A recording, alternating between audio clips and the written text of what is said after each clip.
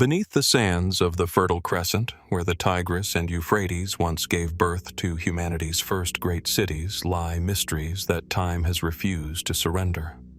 Ancient Mesopotamia, the land of kings and scribes, of ziggurats and forgotten gods, holds secrets that still whisper through broken tablets and silent ruins. This was the cradle of writing, law, and astronomy, yet even here, where civilization itself began, countless enigmas remain unresolved. What happened to the fabled treasures of Babylon? Who, or what, inspired the cryptic myths of beings descending from the heavens? And why do fragments of knowledge, etched in clay thousands of years ago, hint at sciences and stories far beyond their age? From the lost tombs of mighty rulers to the unanswered riddles of the Sumerian tablets, each discovery raises more questions than it answers. Tonight, we journey into the heart of the world's first civilization, not merely to study its history, but to confront its enduring mysteries. So sit back, allow your imagination to wander, and let's dive into the unsolved secrets of ancient Mesopotamia. On the banks of the Euphrates River, where the desert meets the fertile plains, ruins rise from the dust like the bones of a forgotten age. The city once known as Mari, today Tel Hariri in eastern Syria, stands as a haunting monument to an empire that briefly rivaled the power of Akkad itself. From the shattered remains of walls and palaces, the faint echo of an ancient voice seems to linger, as if the stones themselves are reluctant to let go of their secrets. Mari flourished around 2900 BC, and for centuries it served as a crossroads between Sumer, Akkad, and the kingdoms of the Levant. Its strategic location on the Euphrates transformed it into both a prize and a target, coveted by rival powers, and eventually destroyed more than once. Archaeologists have uncovered palatial complexes with frescoes, thousands of clay tablets inscribed in cuneiform, and evidence of intricate trade networks stretching from the Persian Gulf to the Mediterranean coast of Palestine. And yet, for all the discoveries, the city's origins remain cloaked in mystery. Unlike Uruk or Ur, which emerged from the heartland of Sumer, Mari seemed to rise fully formed in a frontier zone. Why here? Why then? Some scholars argue that Mari was not a gradual settlement but a deliberate construction, planned and established as a rival power to the cities of the south. The very layout of the city, with its carefully designed streets and monumental palace, suggests forethought, not mere evolution. Was Mari conceived as a bulwark, a counterweight to the growing influence of Akkad and Sumer? Or was it the creation of outsiders, nomadic tribes who, for reasons still unclear, decided to plant their authority in stone and clay along the Euphrates? The royal palace of Mari, unearthed in the 20th century, is among the most extraordinary finds in ancient Near Eastern archaeology. Covering more than 6 acres, with nearly 300 rooms, it contained archives that revealed a world of diplomacy, espionage, and fragile alliances. Letters from kings and governors, pleas, demands, reports, paint a vivid picture of a city deeply entangled in the currents of Mesopotamian politics. But the palace also raises questions. Frescoes depict scenes of worship, procession, and power, but they also hint at symbolic motifs that seem older, perhaps inherited from forgotten traditions. Could Mari have preserved religious or cultural ideas that predated even Sumer? One of the most puzzling aspects of Mari's rise is the speed with which it gained prominence. By the early 2nd millennium BC, it was already in open rivalry with Akkad and later with Babylon. Some historians suggest that Mari's wealth came from its position as a trade hub, controlling the flow of goods, metals, timber, textiles, between distant regions. Others wonder if Mari's prosperity was tied to knowledge, perhaps even arcane knowledge, passed down through priestly or scribal elites. The tablets of Mari reveal practical information, contracts, treaties, inventories, but also ritual texts and oracular pronouncements. Did Mari's rulers wield power not only through commerce, but through control of the unseen? There are also hints of something even stranger. Certain inscriptions speak of messengers of the gods, figures who delivered revelations to Mari's rulers. Were these simply prophets, comparable to those who would later appear in the Levant? Or do they echo an older Mesopotamian tradition, stories of beings who crossed the boundary between heaven and earth? The myths of Sumer and Akkad speak of the Apkallu, the 7 sages sent by the gods to bestow civilization. Could Mari's enigmatic beginnings be tied to such legends?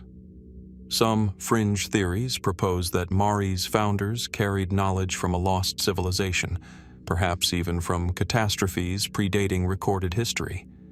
Mainstream scholarship, of course, finds no evidence for such claims, but the silence of archaeology leaves room for speculation. Mari's relationship with Akkad is equally enigmatic.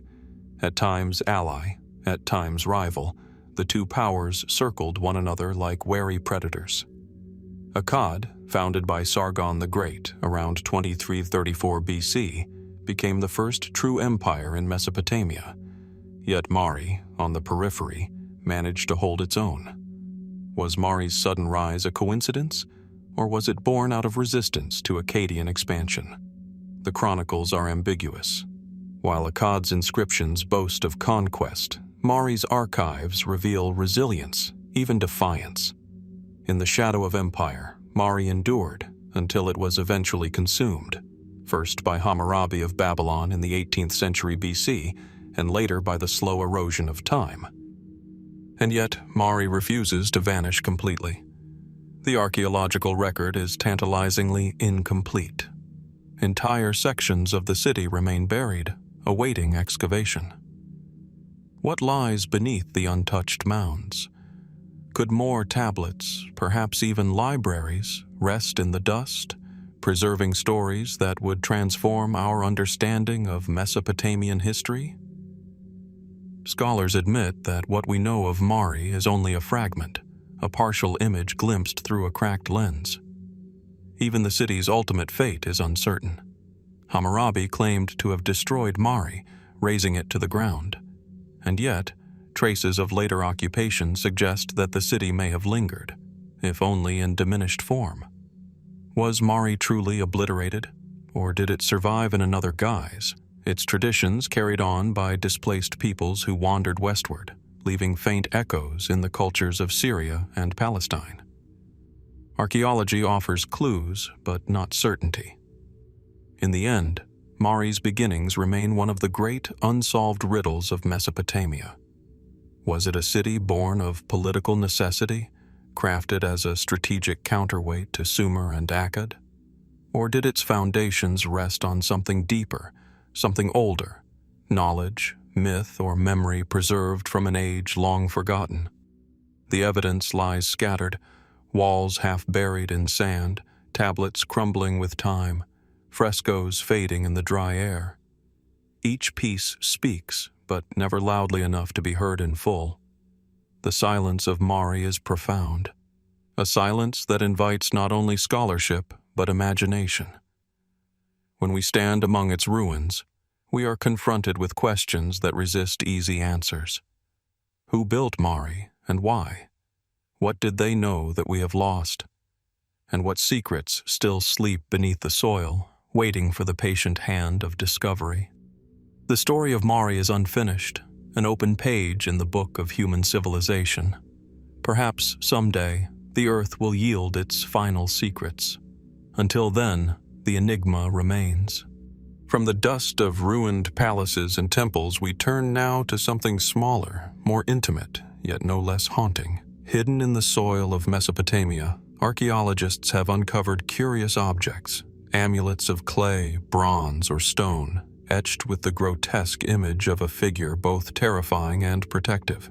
A snarling face with bulging eyes, a mouth stretched in a feral grin, a canine jaw, the wings of a bird, and the talons of a predator. This is Pazuzu, the demon king of the winds. It is a figure at once fearsome and strangely familiar, for it embodies contradictions. Though a demon, Pazuzu was invoked not as an enemy, but as a guardian. His image, carried as an amulet, was believed to ward off far greater evils. Why would the Mesopotamians, meticulous record keepers and builders of empires, choose such a monstrous figure to protect their homes, their temples, and above all, their children? The earliest known depictions of Pazuzu date to the first millennium BC, particularly during the Neo-Assyrian and Neo-Babylonian periods. His presence was widespread, stretching from Mesopotamia into the Levant, even as far west as the Mediterranean coast of Palestine. Archaeologists have found his amulets in domestic spaces, near thresholds, in burial sites, and especially in contexts linked to childbirth. This suggests a clear purpose: protection against Lamashtu, a female demon said to prey upon mothers and infants. In this battle of spirits, Pazuzu became a strange ally, a darker force harnessed against one even darker. And yet, the mystery deepens. The figure of Pazuzu appears suddenly in the archaeological record, fully formed, without clear evolutionary predecessors in earlier Mesopotamian iconography. Other deities and demons, like the gods of Sumer or Akkad, can be traced gradually, their forms and functions evolving over centuries. But Pazuzu seems to emerge abruptly, already complete, as though carried into Mesopotamian belief from some hidden source. Was he a local invention, born of cultural anxieties during turbulent times? Or was his form borrowed from older, now vanished traditions, perhaps from peoples on the periphery of Mesopotamia whose myths left only faint traces? The paradox of Pazuzu lies not only in his origin, but in his dual nature. His visage was terrifying enough to be inscribed on protective charms, yet his very name could be invoked in ritual to banish other malevolent beings. Was he truly a demon or something more complex, a liminal figure straddling the line between chaos and order? To the Mesopotamians, the world was filled with unseen forces. Illness, infertility, sudden death, all could be attributed to spirits and demons. Perhaps Pazuzu represented an understanding that sometimes darkness must be met with darkness. But if so, what deeper philosophy of the unseen world lies beneath this logic? Mainstream scholarship often views Pazuzu as part of a broader Mesopotamian tradition of apotropaic magic, the use of frightening imagery to repel evil. Similar practices exist in cultures across the globe: grotesque masks in ancient Greece, gargoyles on medieval cathedrals, fierce animal motifs in tribal art. And yet, Pazuzu stands apart, more vividly realized, more unsettlingly human and inhuman at once. Why did this particular image endure and spread so widely across Mesopotamia? Some researchers have wondered whether Pazuzu reflects not just a symbolic fear, but an environmental reality. The ancient Near East was plagued by violent desert winds, capable of destroying crops and carrying disease. These winds, often sudden and unpredictable, could easily be personified as malevolent spirits.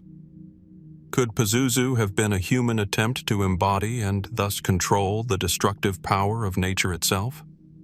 By invoking him, perhaps people believed they could redirect or appease the forces of the storm. But beyond this practical interpretation, more speculative theories have arisen. A few fringe researchers suggest that the sudden appearance of Pazuzu, with his oddly hybrid features, part man, part beast, part bird, might reflect deeper myths of beings not entirely of this world. Some point to Mesopotamian myths of the Apkallu, semi-divine sages who appeared after the flood, often depicted with wings or strange hybrid forms. Could Pazuzu represent a corrupted echo of these ancient figures, remembered not as wise bringers of civilization, but as fearsome guardians against chaos? Others go further still, suggesting that the amulets preserve distant memories of encounters with beings whose origins are unknown, interpretations that remain outside accepted scholarship, but which underscore the enduring strangeness of the figure. Even within Mesopotamia itself, Pazuzu occupied an uneasy space. Some inscriptions portray him as an interloper, a spirit feared even by other gods. His protective power was never absolute. Invoking him carried risks. Was he truly benevolent when called upon, or did people fear that inviting his presence might unleash dangers of its own? This ambiguity may explain why amulets of Pazuzu often show him with one hand raised, as if commanding but also restraining, a figure both master of demons and potential threat himself. The Pazuzu amulets also raise questions about cultural transmission. How did his image travel so widely? Why do depictions of Pazuzu appear far beyond Mesopotamia, in regions where his myths are otherwise absent? Was he carried by merchants along trade routes, his fearsome reputation adapted into new cultural contexts? Or does his presence suggest a broader, interconnected spiritual landscape across the ancient Near East, one that we have only glimpsed in fragments? Perhaps the greatest mystery is not how Pazuzu was used, but why he endured. While many Mesopotamian gods and demons faded into obscurity, Pazuzu continued to haunt the imagination. His image is one of the few from antiquity to have entered modern consciousness, revived in art, literature, and even cinema. Why has this figure, more than others, persisted? Is it because his dual nature, protector and destroyer, demon and guardian, mirrors something timeless in human psychology? A recognition that what we fear may also, paradoxically, shield us? As with Mari's enigmatic beginnings, Pazuzu's story resists final explanation. Archaeology has given us the amulets, the inscriptions, and the rituals. Scholarship has offered interpretations rooted in culture, environment, and symbolism. And yet, questions remain. Where did this figure truly come from? Why did the people of Mesopotamia choose to trust a demon? And what other secrets lie beneath the soil, waiting to reveal the fuller story of this unsettling guardian? For now, the amulets remain, silent witnesses to a world where protection came in the form of terror, and where the line between good and evil was far less certain than we imagine. Perhaps, hidden among the ruins of Mesopotamia, more fragments of this mystery await discovery. Until then, the strange demons of Pazuzu continue to whisper their enigma through the ages. From the haunting visage of Pazuzu etched in amulets and charms, we move now to a silence of a different kind, one not carved in clay or cast in bronze, but locked within the very words of a vanished people. In the hills and plains of Mesopotamia, where shifting empires rose and fell, the Kassites left behind fragments of their existence. Yet their voice, their language, remains closed to us, as indecipherable today as when it first disappeared over 3,000 years ago. The Kassites were not among Mesopotamia's earliest settlers. They entered the historical record suddenly, like a shadow crossing the sun, first appearing around the mid-2nd millennium BC. By the time Hammurabi's Babylonian dynasty waned, the Kassites had seized power, establishing a dynasty that would rule Babylon for nearly 4 centuries. They reigned longer than almost any other Mesopotamian dynasty, overseeing eras of peace, expansion, and trade. Yet, curiously, we know little about them, and even less about the language they spoke. Archaeological excavations have yielded Kassite boundary stones, administrative records, and royal inscriptions. Their kings bore names that were unmistakably foreign to the Semitic and Sumerian tongues of the region. Kurigalzu, Burna Buriash, Karaindash. Their gods too carried unfamiliar titles, with names that resist translation. And while the Kassites adopted Akkadian as the language of diplomacy and administration, their own native speech remained distinct, separate, and stubbornly elusive. Only a handful of Kassite words survive, preserved almost accidentally in lexical lists compiled by Babylonian scribes. These lists, written in cuneiform, were essentially ancient dictionaries, attempts to catalog and explain foreign tongues. They record Kassite terms for animals, plants, tools, and deities. For example, the Kassite word Suriash seems to correspond to a sun god, while Shukamuna and Shumalia are linked to household deities. But beyond isolated fragments, the greater structure of the language, its grammar, syntax, its very soul, remains lost. Why has the Kassite language resisted decipherment when so many others have yielded to modern scholarship? After all, cuneiform was used to record Sumerian, Akkadian, Elamite, and even distant tongues like Hittite and Hurrian. Yet the Kassite vocabulary sits apart, like scattered puzzle pieces from a box that has been thrown away. Scholars cannot even determine with certainty to which linguistic family it belongs. Was it related to Elamite? To the Hurrian language of the north?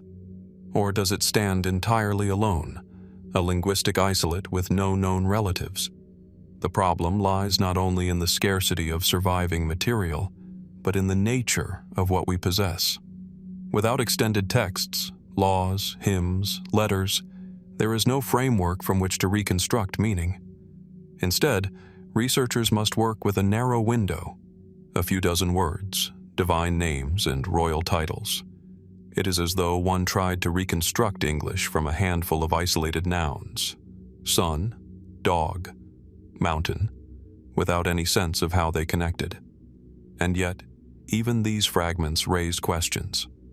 Why did the Kassites, who ruled Babylon for centuries, never fully impose their language on the lands they governed? Was it a matter of practicality, adopting Akkadian as the lingua franca for trade and administration?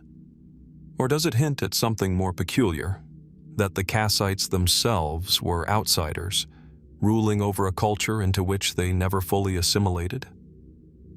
Some historians have suggested that the Kassites were a mountain people, perhaps from the Zagros range to the east, who swept down into Mesopotamia and carved out a dynasty. Others believe they may have been semi-nomadic tribes drawn into the fertile lands by opportunity and conflict. If so, their language may have died not because it was unrecorded, but because it was deliberately abandoned. Did the Kassite elites choose to cloak themselves in Babylonian traditions, letting their native speech slip into silence, remembered only in ritual or in whispered invocations of forgotten gods? The mystery does not end there.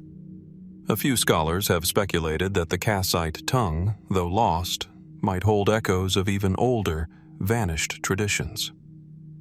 Could it preserve linguistic traces of cultures that predated Sumer itself? Remnants of peoples displaced and absorbed long before written history began? Some fringe theories go further still, suggesting that the language was intentionally concealed, that its survival only in scattered glossaries reflects a deliberate secrecy.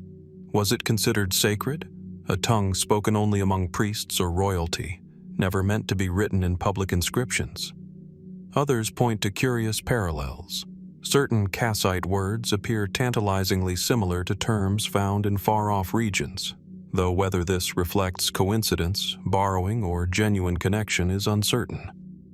Did the Kassites carry their language across long migrations, from lands beyond Mesopotamia, perhaps even from cultures now erased from the archaeological record?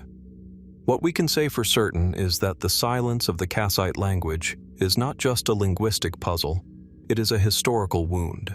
For without their words, we cannot truly hear their thoughts. We know they built, they ruled, they worshipped, they traded. We know they left behind art and architecture, their legacy stamped into Babylonian culture. But their inner voice remains locked, like a sealed tablet whose surface has worn smooth with time.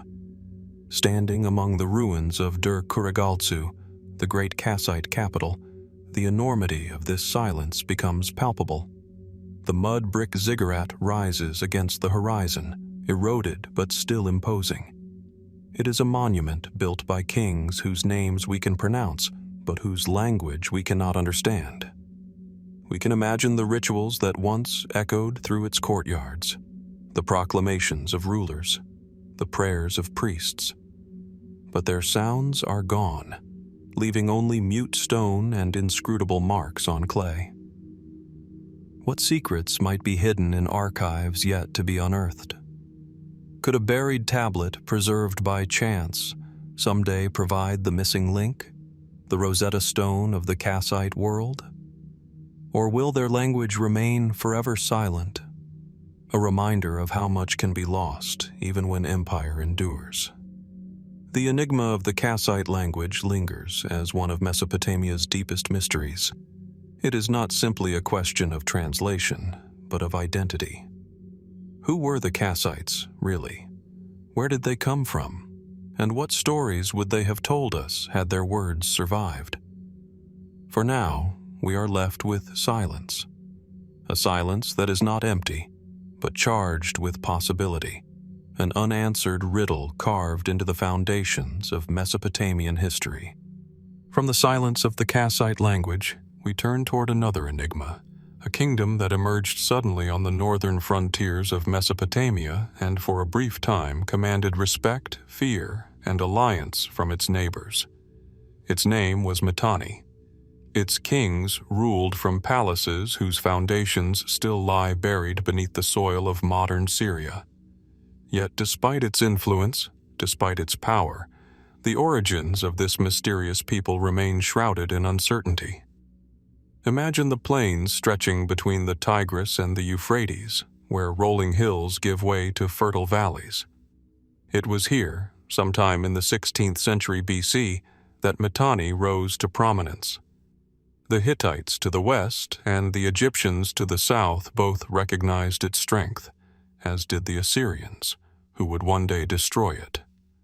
For a few centuries, Mitanni stood as a great power, balancing the ambitions of empires around it. But who were they? Where did they come from? The written records tell us only fragments. Clay tablets recovered from Hattusa, the Hittite capital, speak of treaties with Mitanni kings. Egyptian inscriptions describe royal marriages that bound pharaohs to Mitanni princesses, and Assyrian chronicles record wars fought against them. From these sources, we know the names of rulers: Shutarna, Artatama, Tushrata. We know they controlled a wide territory stretching from northern Mesopotamia into the Levant. And we know that their capital, Wasukani, once stood as the seat of their power, though its exact location has never been identified. But the question remains, who exactly were the Mitanni? The mystery deepens when we examine their language. Official correspondence was written in Akkadian, the diplomatic tongue of the region. Yet hidden within their personal names, deities, and even military terminology are words that seem startlingly out of place. Some scholars have identified terms that appear linked not to Semitic or Hurrian tongues, but to Indo-Aryan languages, the ancient relatives of Sanskrit. Names of Mitanni kings, such as Artatama or Tushrata, bear resemblance to Indo-Aryan roots. Even more striking are the deities invoked in a treaty between Mitanni and the Hittites: Mitra, Varuna, Indra, and the Nasatyas, gods otherwise known from the Vedic traditions of India. How is it that such names, such gods, appear in Mesopotamia, more than 1,000 miles from the Indus Valley? Was there a migration of Indo-Aryan-speaking elites who imposed themselves upon the Hurrian population of Mitanni? Or do these similarities reflect older, shared traditions carried across vast distances during the great movements of peoples in the Bronze Age? Scholars debate, but the evidence remains fragmentary, elusive. Some historians argue that the Mitanni were primarily Hurrian in origin, adopting Indo-Aryan elements perhaps through a warrior elite who transmitted their traditions. Others suggest that the Indo-Aryan traces are more than symbolic, that they represent an echo of a broader expansion of peoples whose paths led both to India and to Mesopotamia. If so, then the Mitanni may be a lost branch of a migration that reshaped half the ancient world. But the mystery does not stop with language. The location of their capital city, Wasukani, has never been definitively found. Archaeologists have searched the plains of Syria and northern Mesopotamia for clues, proposing sites near the Habur River, but none have yielded certainty. How could the capital of a kingdom so influential simply vanish from the map of history? Was it destroyed so completely that only scattered ruins remain, unrecognized for what they are? Or is it still buried, awaiting discovery beneath fields and villages, its archives sealed like a time capsule that could transform our understanding overnight? The diplomacy of the Mitanni also hints at a people navigating between worlds. They intermarried with the Egyptians, sending daughters to the courts of Amenhotep III and Akhenaten. They forged treaties with the Hittites, invoking gods that seemed to bridge cultures far apart. And yet, when the Assyrians rose in strength, the Mitanni fell swiftly, as though their foundation had never been secure. By the 13th century BC, their kingdom was gone, absorbed and erased by powers stronger and more enduring. Why then do they remain so enigmatic? Perhaps because they left behind no clear record in their own voice. Unlike the Kassites, who at least left words and glossaries, the Mitanni's archives have never been uncovered. We know them only through the words of others, enemies, allies, neighbors. It is as though their story was written in sand, carried away by the winds of time, leaving only shadows in the chronicles of foreign kings. And yet the Indo-Aryan traces cannot be ignored. They raise questions that stretch far beyond the boundaries of Mesopotamia. How interconnected was the ancient world? Did peoples migrate across distances far greater than once imagined, carrying languages, deities, and traditions with them? Or are we seeing something else? Echoes of an older, shared heritage that splintered and evolved into distinct cultures? If Mitra and Indra were once invoked on the banks of the Euphrates, what other forgotten connections might still lie hidden, unrecognized, in the ruins of Mesopotamia? Some fringe theories have suggested that the Mitanni were part of a lost civilization, one that bridged east and west before vanishing from history. Others speculate about hidden archives buried at Wasukani, waiting to be found, which could rewrite the story of cultural exchange in the Bronze Age. While these ideas remain speculative, they highlight the strange position of the Mitanni, a powerful kingdom whose identity is veiled, whose voice is missing, whose very heart, its capital, remains undiscovered. The ruins of northern Mesopotamia hold their secrets close. Beneath mounds of earth, beneath centuries of silence, the story of the Mitanni waits. Were they Hurrians who absorbed Indo-Aryan influences? Were they migrants who carried their gods and words across mountains and deserts? Or were they something altogether different, a forgotten people whose story intersects with ours only in fragments? The enigma of the Mitanni lingers, unresolved. Their names are known, their alliances recorded, their kings remembered in the writings of others. Yet their origin, their language, their identity remain questions without answers. Perhaps one day, archaeologists will unearth the lost city of Wasukani, and with it, the archives that could finally speak in the Mitanni's own voice. Until then, we are left with echoes and speculation, a reminder that even in the cradle of civilization, entire peoples can vanish into the shadows of time. From the shadowy legacy of the Mitanni, we move southward to the ancient city of Nippur, once the spiritual heart of Sumer and Babylonia. Here, beneath layers of dust and shattered walls, archaeologists uncovered a tablet unlike any other. Its surface, etched with wedge-shaped cuneiform, speaks not of trade or treaties, but of a flood, vast, consuming, and world-changing. Known today as the Flood Tablet of Nippur, it stands among the oldest written accounts of a deluge that echoes across civilizations. Nippur itself was no ordinary city. It was not the seat of kings, but the home of the god Enlil, ruler of the wind and the heavens. For centuries, rulers of Mesopotamia sought legitimacy by restoring its temples, as if to be blessed by Enlil was to be anchored in the order of the cosmos.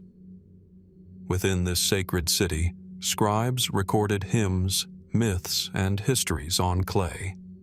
And it is here, amid these archives, that the story of a great flood was set down long before other traditions carried it across time. The Nippur flood tablet tells of waters rising, of divine wrath sweeping across the earth, and of a chosen survivor who built a vessel to preserve life. Though fragmented, its narrative carries uncanny parallels to the later Epic of Gilgamesh and, further still, to the flood accounts preserved in biblical tradition. How is it that such similar stories appear in texts separated by centuries and cultures? Were they drawn from a single ancient memory of catastrophe? Or do they reflect recurring myths born of humanity's universal fear of nature's power? The Mesopotamian plain, where the Euphrates and Tigris meet, was no stranger to flooding.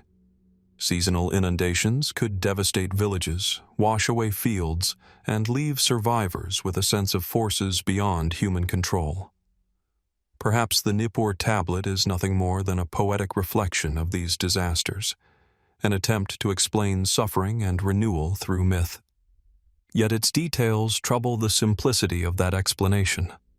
The notion of a divine decision to cleanse the world, of a vessel built to preserve life, of animals saved two by two.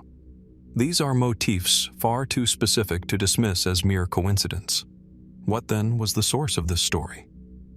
Some scholars suggest it may be rooted in a memory of a singular flood, one so catastrophic that it became seared into collective memory. Geological studies of the region hint at the possibility of sudden, massive flooding events in antiquity, when rivers changed course, or when natural dams collapsed. Could the Nippur tablet be the echo of such a disaster, magnified through myth into a story of universal destruction? Others take a broader view.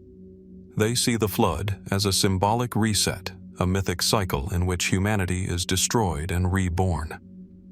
In this sense, the Nippur tablet becomes less a chronicle of an event and more a meditation on mortality, morality, and divine will. But the persistence of the flood motif across Mesopotamia and its transmission into cultures far beyond invites further questions. Why this story, above all others, endured? Why did it resonate so strongly that it traveled across languages, religions, and continents? Some fringe theories step into the space left by uncertainty. A few suggest that the flood tale preserves memory not of a river inundation, but of a global catastrophe, perhaps the flooding of coastlines at the end of the last ice age, when melting glaciers raised sea levels and reshaped the world. Others go further, speculating about cosmic events, meteor impacts, or even encoded knowledge passed down from civilizations lost to time.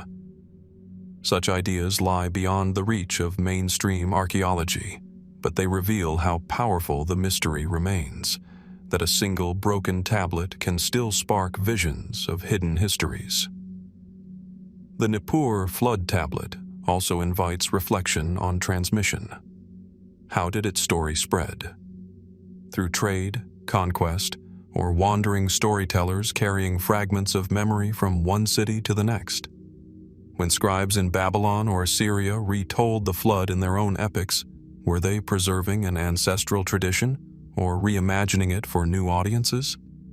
And when echoes of this flood surfaced centuries later in the texts of Palestine, were they the inheritance of direct cultural contact or evidence of something deeper, shared human memory, refracted through countless generations? What makes the flood tablet of Nippur so haunting is not just what it says, but what it leaves unsaid. The fragment we possess is broken, incomplete. Entire sections are missing, its narrative interrupted by silence. Did it once contain details we may never know? Descriptions of the Ark, the survivors, the covenant after the waters receded? Or did it hold meanings entirely unfamiliar, versions of the flood story now lost to time? Each gap is a doorway into speculation, a reminder of how fragile history is when preserved on clay.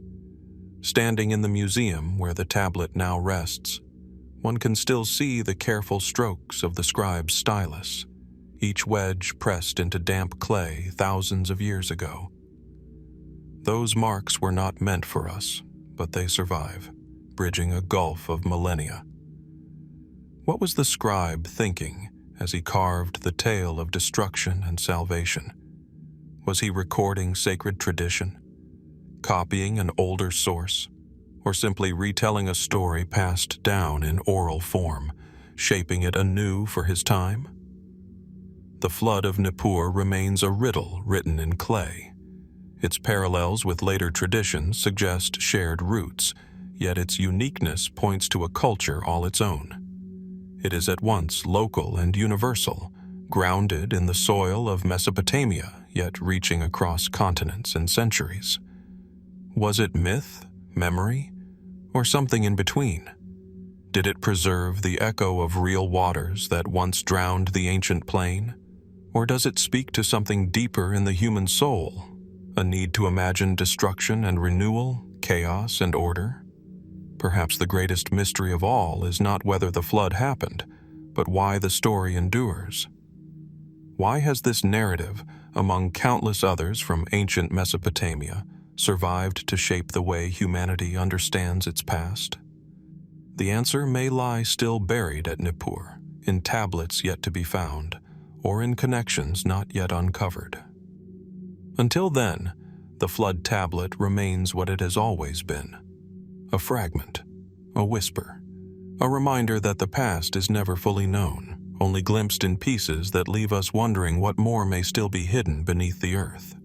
From the fragmented flood tablet of Nippur, where myth and memory intertwine, we move to another silence.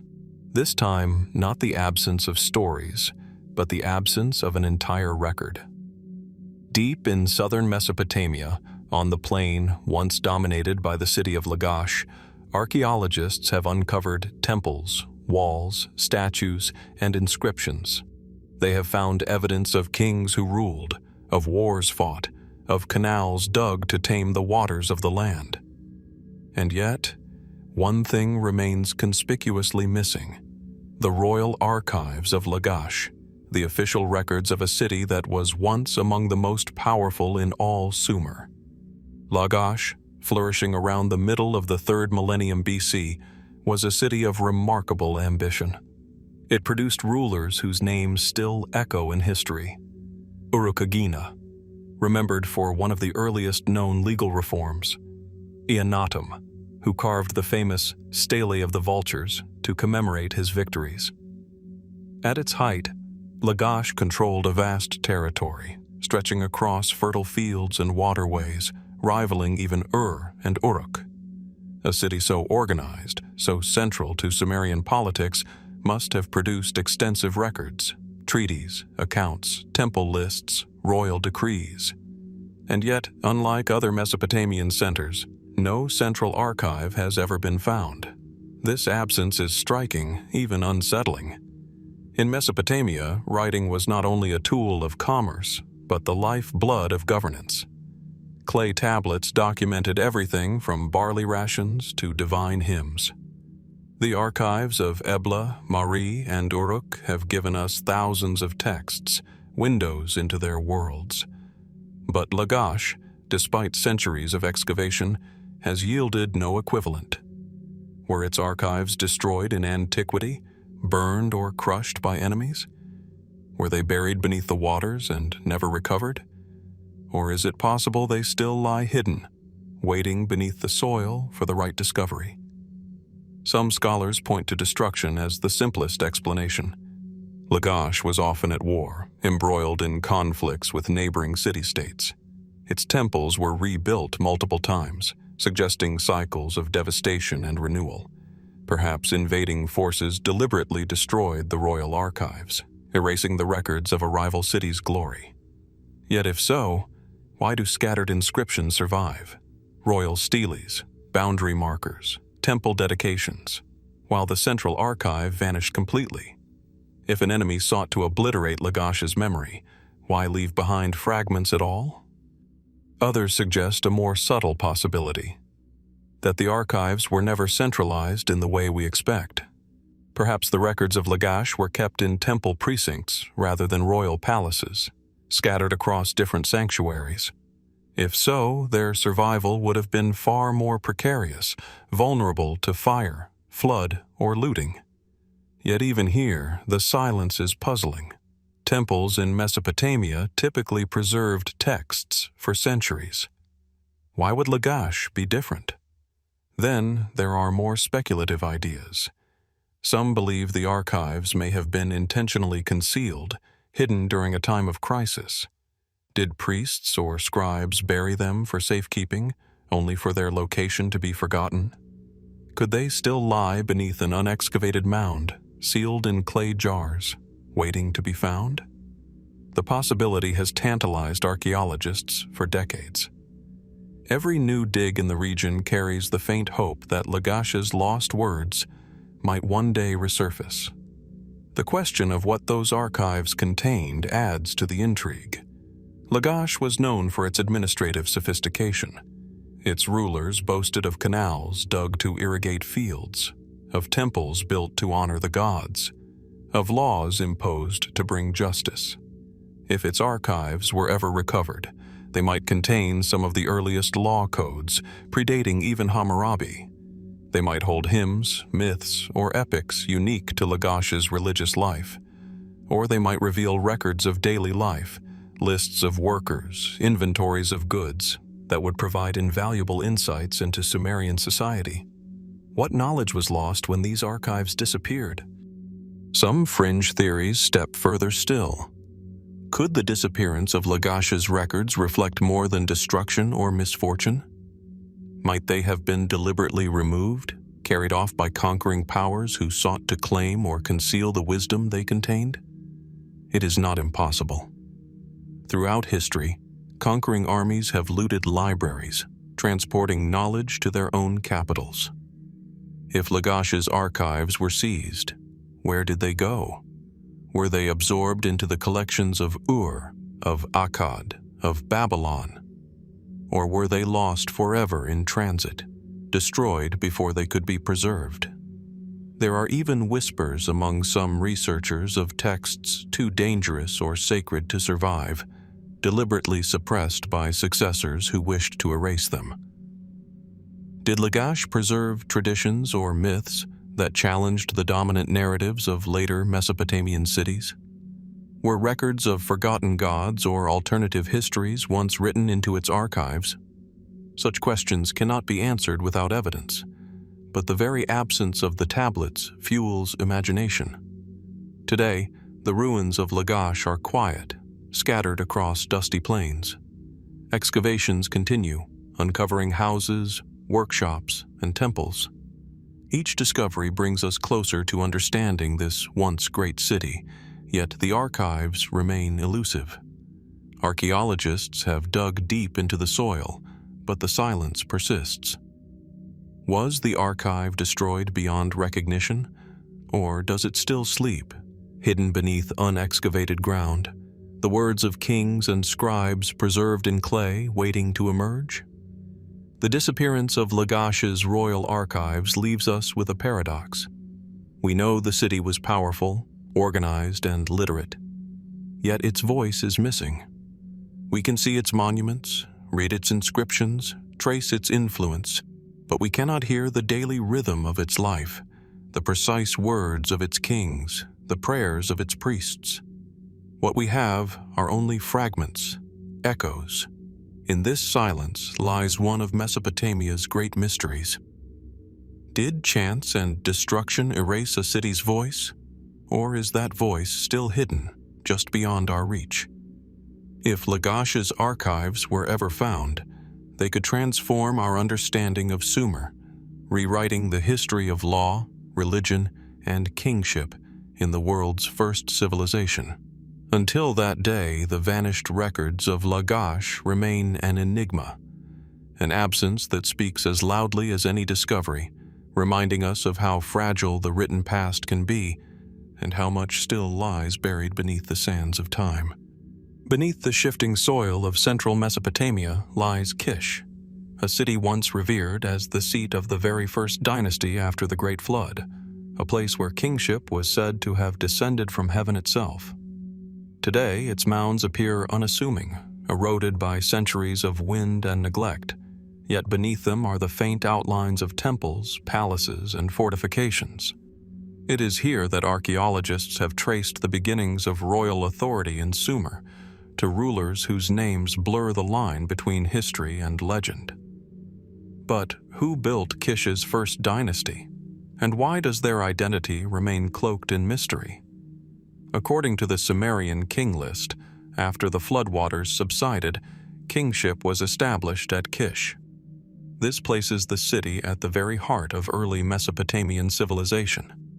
The list names rulers such as Jushur and Kulasina Bel, figures whose reigns span implausible lengths of time, centuries, even millennia.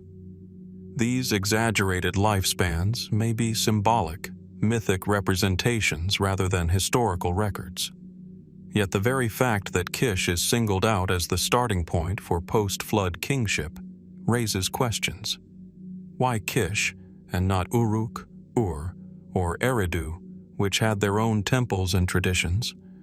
Was Kish truly the first great center of political power, or does its prominence in the king list conceal deeper, forgotten origins?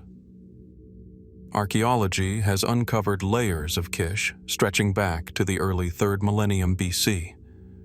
Remains of large public buildings suggest a city capable of organizing massive construction projects. Pottery and artifacts reveal extensive trade, reaching across Mesopotamia and beyond. But the earliest rulers of Kish, described in cuneiform tablets, seem almost spectral. Unlike later kings such as Sargon of Akkad, whose inscriptions and victories are well documented, the first dynasty of Kish leaves little tangible evidence. Instead, their memory comes to us as names carved into lists, surrounded by silence. Were these kings real historical figures, their deeds now lost, or were they idealized archetypes of rulership, preserved to legitimize later dynasties? Some scholars argue that Kish's rise may reflect its geographic position. Located on the floodplain north of Uruk, Kish sat at a crossroads of trade and migration. Control of this area meant influence over the fertile agricultural lands and access to key waterways. Perhaps the builders of Kish's first dynasty were pragmatic leaders who harnessed this strategic location to assert dominance. Yet their precise identity remains uncertain. Were they Sumerians themselves, or did they come from outside? Migrants, conquerors, or even remnants of older peoples displaced by the floods? Hints within the king list only deepen the puzzle. One of the earliest kings, Kulasina Bel, translates roughly to, "all of them were lord." This strange name may not be a name at all, but a phrase, perhaps suggesting a time of collective rule or a memory of chieftains rather than a single monarch. Could the first dynasty of Kish represent not individual kings, but a coalition of clans who later traditions remembered as one continuous line? If so, the story of Kish might mark the transition from tribal organization to true kingship, a shift that left myth in its wake. The question of who built Kish also touches on wider mysteries. Some researchers note that the king list presents Kish as the successor to antediluvian rulers whose reigns stretched back before the flood. Does this reflect a cultural memory of older civilizations, long vanished, whose traditions were absorbed by early Sumerians? Could the builders of Kish's first dynasty have been heirs to knowledge carried across the flood? Whether that flood was a real natural disaster or a mythic symbol of renewal?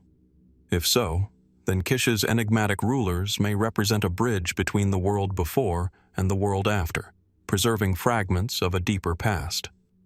Speculative theories go even further.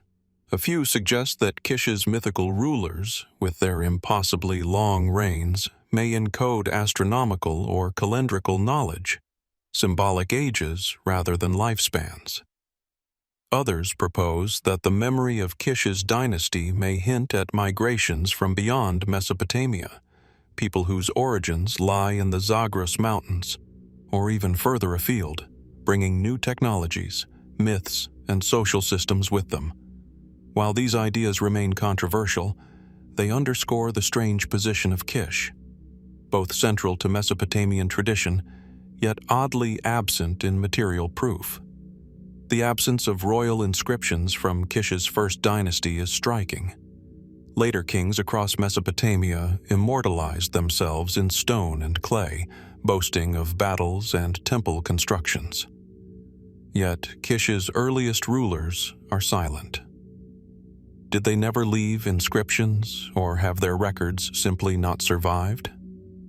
Was their memory deliberately suppressed by later dynasties seeking to reshape history in their own image?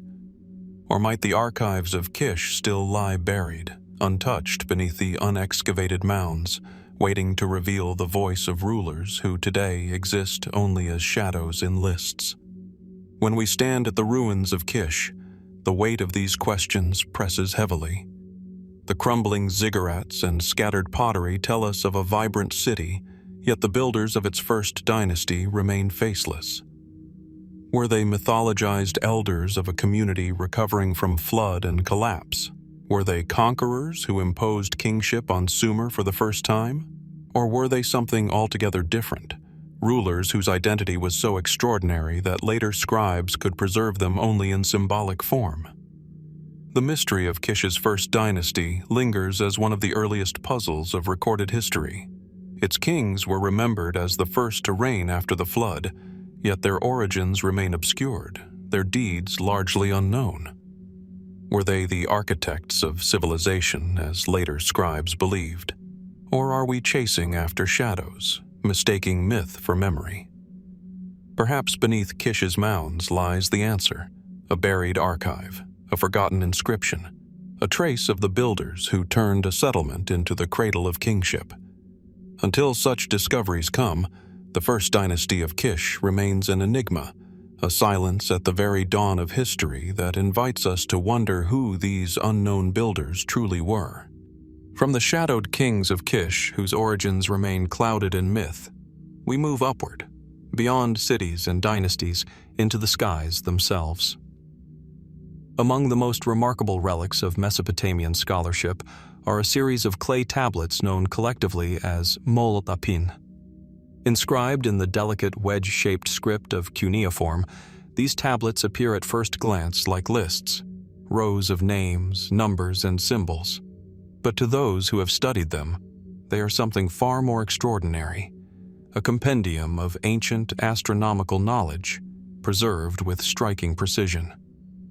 The Mul.Apin tablets, dated to around the 7th century BC, though clearly derived from much older traditions, contained systematic records of the stars and constellations as seen from Mesopotamia. They describe the rising and setting of celestial bodies, the paths of the sun, the moon, and the 5 known planets. They note seasonal changes, agricultural timings, and even instructions for divination. To hold such a tablet is to glimpse the night sky as it was mapped nearly 3 millennia ago, ordered, calculated, inscribed in clay. Mainstream scholarship sees these texts as the culmination of generations of observation. For centuries, Mesopotamian priests and scholars watched the skies, recording what they saw with remarkable patience. Over time, patterns emerged. Stars rose at specific times of year, eclipses followed discernible cycles, and the heavens could be read as both a calendar and a divine message. The Mul.Apin tablets may be viewed as the great synthesis of this accumulated wisdom, a handbook for navigating the cosmic order. And yet, questions remain. The accuracy of certain observations has startled historians of science. The tablets record the heliacal rising of stars with a precision that suggests long periods of careful data collection, perhaps stretching back far earlier than the surviving tablets themselves. How much of this knowledge was truly the product of generations of watching the skies? And how much might have been inherited from even older, now vanished traditions? Some details deepen the mystery. The Mul.Apin system of constellations bears striking resemblances to patterns recognized in later Greek astronomy, and even in traditions much further afield. How did these similarities arise? Were they the result of cultural transmission, knowledge carried along trade routes linking Mesopotamia, the Levant, and the Mediterranean? Or do they reflect something more universal, an ancient human attempt to impose order upon the same night sky that blankets us all? The tablets also contain knowledge that seems surprisingly advanced. They describe methods for predicting lunar eclipses, instructions for tracking the movement of Venus, and complex schemes linking celestial phenomena to earthly events. Were these simply the products of careful observation combined with religious interpretation? Or did Mesopotamian scholars possess mathematical techniques more sophisticated than we generally assume? Some researchers believe the Mul.Apin texts hint at the early use of arithmetic progressions to forecast planetary movements, an approach centuries ahead of its time. And yet, there are elements that defy easy categorization. Certain passages list star groups that do not align neatly with our modern constellations, raising the question of whether the Mesopotamians preserved memories of an older star lore that has since been lost. Other sections appear to blend astronomy with mythology, invoking deities alongside data. Was the Mul.Apin system purely observational, or was it part of a larger cosmology, one that fused science and religion into a seamless whole? Speculative theories have naturally emerged. Some suggest that the precision of the tablets implies access to knowledge from outside Mesopotamia, perhaps carried by migrations or contacts with cultures further east or west. Others go further still, wondering whether such accuracy could really have been achieved without instruments more advanced than those known to us. Did the Mesopotamians possess devices, now lost, that aided their observations? Or were they simply patient enough and meticulous enough to extract order from the heavens with nothing but naked eyes and centuries of dedication? The Mul.Apin tablets also pose an intriguing cultural question. Why did the Mesopotamians invest such effort in charting the skies? Was it purely for practical reasons, timing agriculture, predicting floods, guiding navigation? Or was it because they believed the heavens were a divine script, a message from the gods to humanity? To them, astronomy was not a neutral science, but a bridge between worlds, a way to read destiny in the glittering canopy above. Could this dual purpose, both practical and sacred, explain why such knowledge was preserved with such care? The survival of the Mul.Apin texts is itself a miracle.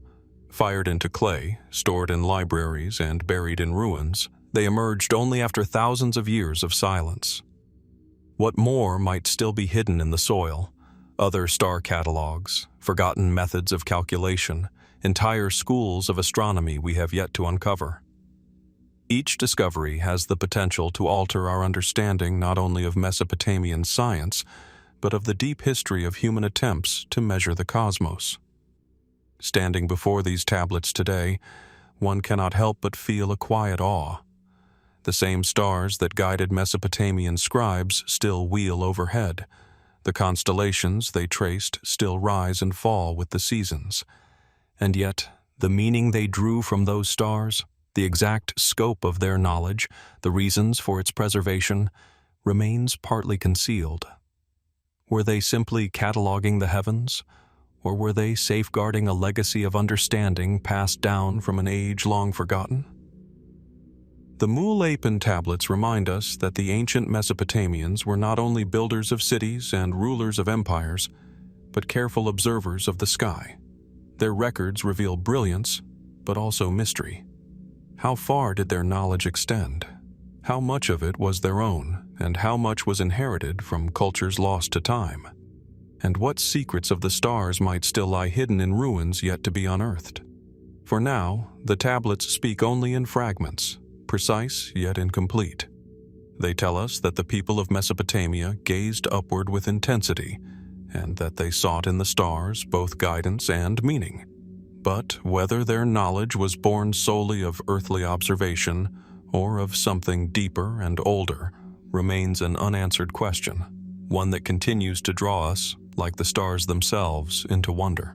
From the star charts of the Mul.Apin tablets, where the heavens were inscribed in clay, we return once more to the shifting earth, to a people who seemed to appear suddenly, as if out of the mists of mountains, to overturn the order of Mesopotamia. They are known as the Gutians, a shadowy force whose arrival brought down the Akkadian Empire, and whose disappearance remains as mysterious as their origins.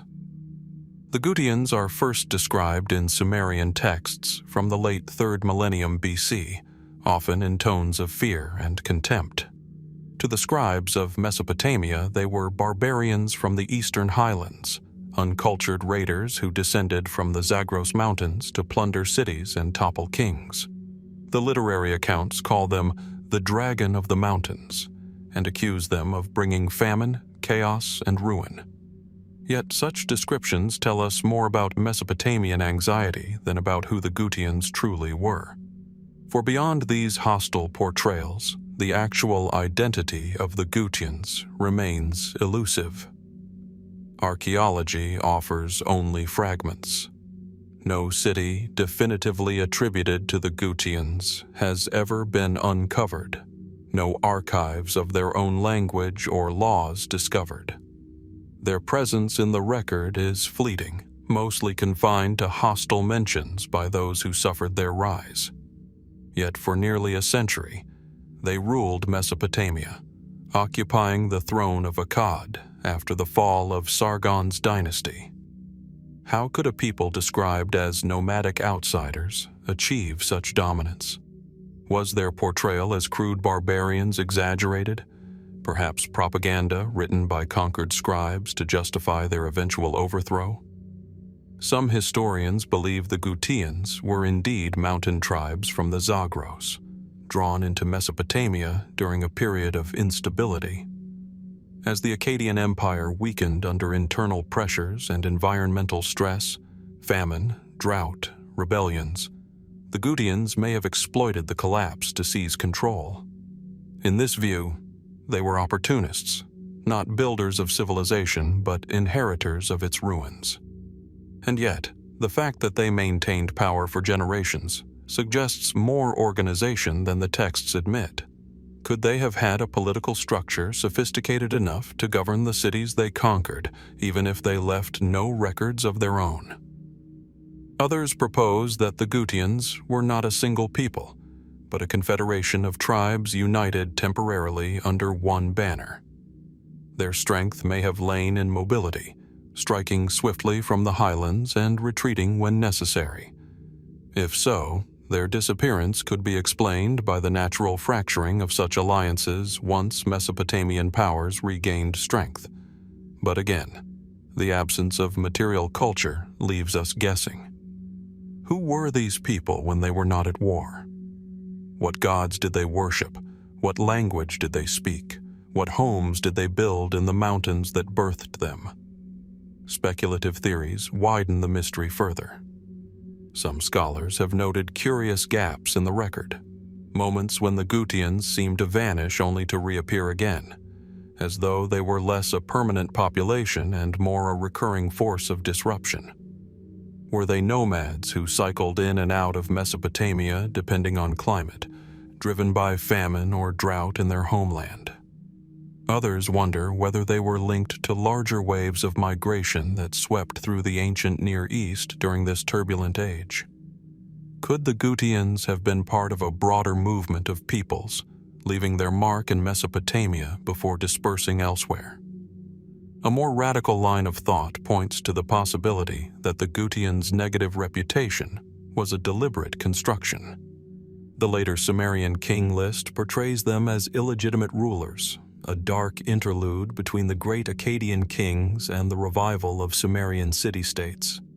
Was this narrative shaped to cast the Gutian period as a cautionary tale, a time of chaos, whose memory justified the need for strong, centralized kingship afterward? If so, the Gutians may have been scapegoats, their achievements erased, their identity reduced to caricature. Could they have been more integrated into Mesopotamian life than the surviving texts admit? Even their name is uncertain. Gutian may not have referred to a single ethnic group, but to a designation applied broadly to various highland peoples by the Mesopotamians. If so, the rulers who bore Gutian names may not all have been of the same origin. They may represent a patchwork of tribes, stitched together by circumstances of conquest, remembered later as a single shadowy dynasty. The silence of archaeology continues to frustrate the search for answers. In the mountains of western Iran, a few sites have been suggested as possible Gutian strongholds, but none have yielded definitive evidence. Without inscriptions, without settlements clearly tied to their rule, the Gutians remain ghosts in the record. Were they absorbed into the peoples of the Zagros, leaving no distinct trace? Or did their identity dissolve into Mesopotamian society itself, their conquerors' children becoming subjects of the very culture they once overthrew? And so, we are left with questions. Were the Gutians truly destroyers, responsible for a dark age in Mesopotamian history? Or were they convenient scapegoats, blamed for upheavals caused by deeper environmental and political crises? Were they nomadic raiders, or a forgotten people with their own traditions and legacies, buried beneath the prejudices of those who wrote the histories? The enigma of the Gutians lingers in the silence of the mountains they once called home. The mists of the Zagros still conceal their secrets. Perhaps their villages remain undiscovered, hidden beneath centuries of soil and stone. Perhaps a single archive, buried in an unexcavated site, could reveal their language, their myths, their true role in the tapestry of Mesopotamian history. Until then, they remain shadows, rulers remembered only in the words of their enemies, a people whose origins and whose fate are still unknown. From the shadows of the Gutians, whose very origins dissolve into silence, we turn to another enigma, one far smaller in scale, yet equally unsettling. Scattered across the ruins of Mesopotamian houses and buried beneath ancient floors, archaeologists have uncovered curious artifacts. Clay bowls, simple in form, yet inscribed with swirling lines of text. Known as demon bowls or incantation bowls, these objects appear ordinary at first glance, but upon closer inspection, they reveal an entire world of fear, protection, and the struggle to control unseen forces. Each bowl is inscribed on the inside, the writing spiraling inward from the rim toward the center, like a vortex meant to trap what cannot be seen. The script varies: Aramaic, Mandaic, Syriac, and other languages of late Mesopotamia, but the purpose is always the same: to ward off evil spirits, to capture demons, to shield homes and families from misfortune. Often the texts invoke the names of angels, deities, or sacred powers. In some, crude drawings of bound figures appear, their arms tied, their bodies twisted, as if the very image itself could imprison the forces of chaos. Most of these bowls date to the first millennium BC, and later, found in regions that once belonged to Mesopotamia and extending into Palestine. They reflect a society where belief in demons was not abstract but part of daily life. Illness, infertility, sudden death, these were often attributed to malevolent beings that lurked unseen. The bowls were placed upside down in the ground, often near thresholds, to act as traps. Anyone entering the house with harmful intent, whether human or supernatural, would be ensnared by the incantations, sealed within the clay. The mainstream explanation views them as a form of folk magic, practiced alongside formal temple rituals. They belonged not to kings and priests, but to ordinary people seeking protection in an uncertain world. And yet, their sheer number, thousands have been found, suggests something deeper. This was not a fringe practice, but a widespread belief, integrated into the very fabric of Mesopotamian life. Why, then, did such fear persist, even in a culture renowned for its law codes, its mathematics, its astronomy? Did the people of Mesopotamia know something about the fragility of human existence that we have forgotten? The incantations themselves are enigmatic. Some are clearly religious, invoking gods and angels. Others are mixtures of languages, blending words from different traditions, as though the scribes sought to cover every possibility, every divine authority, to ensure the spell's effectiveness. Certain texts even name specific demons, describing them in vivid detail, creatures who strangled infants, tormented women in childbirth, or brought sickness into households. Were these demons purely symbolic, embodiments of misfortune? Or did the Mesopotamians truly believe they were fighting real entities, unseen but ever-present? The imagery etched into some bowls only adds to the mystery. Figures bound by ropes, demons forced into submission, strange symbols whose meanings are now obscure. Were these drawings merely illustrative, or were they believed to carry actual power? Visual spells reinforcing the written incantations. In a world where writing itself was considered divine, the act of inscribing these bowls may have been seen as more than symbolic. Did the Mesopotamians believe they were literally trapping spirits with the written word? Speculative theories stretch the enigma further. Some suggest that the demon bowls represent not merely superstition, but a form of psychological resilience, a way for ancient peoples to confront the chaos of existence with tangible protection. Others see them as evidence of cultural blending, where Mesopotamian, Persian, Jewish, and other traditions mingled in the twilight of empires, producing hybrid rituals of protection. A few even wonder whether the specificity of the demons described hints at something more. Memories of real conditions, diseases, or unexplained phenomena personified as spirits. Were the bowls an ancient attempt to name and control what could not otherwise be explained? The unanswered questions multiply when we consider the mechanics of the practice. Did the people who buried these bowls believe that the spirits were literally trapped beneath their homes, unable to escape? Did families sleep more soundly, convinced that the forces of evil had been safely contained beneath their floors? And if so, what happened when the house was abandoned, when the bowls were broken, when centuries of soil covered them? Did the Mesopotamians fear that the spirits might someday be released? Archaeologists have uncovered bowls inscribed with names of individuals, suggesting they were personalized protections, perhaps commissioned for specific households. This makes them even more intimate. Artifacts not of kingship or empire, but of daily human fear and hope. Yet the personalization raises further mysteries. Did people believe that by naming themselves in the incantation they could be shielded more effectively? Or did the naming serve as a binding contract between the human and the divine, a declaration of faith and vulnerability written into clay? What is most haunting is the persistence of the practice. The demon bowls appear across centuries, long after the fall of Sumer and Akkad, long after Babylon and Assyria. They survive into the time when Mesopotamia was under Persian, then Greek, then Roman rule.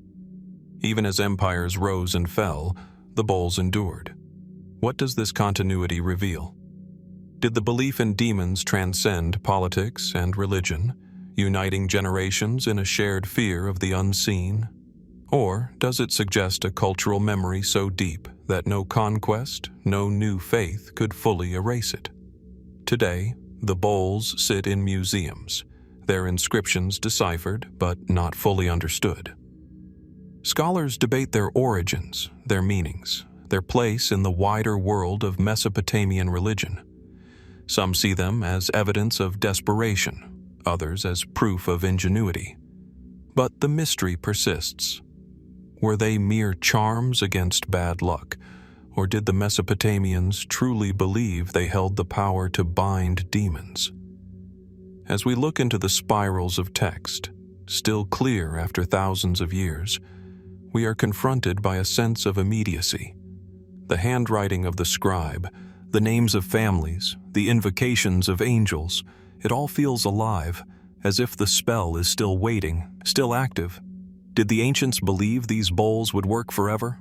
And if so, what do we make of their rediscovery, unearthed after centuries of silence?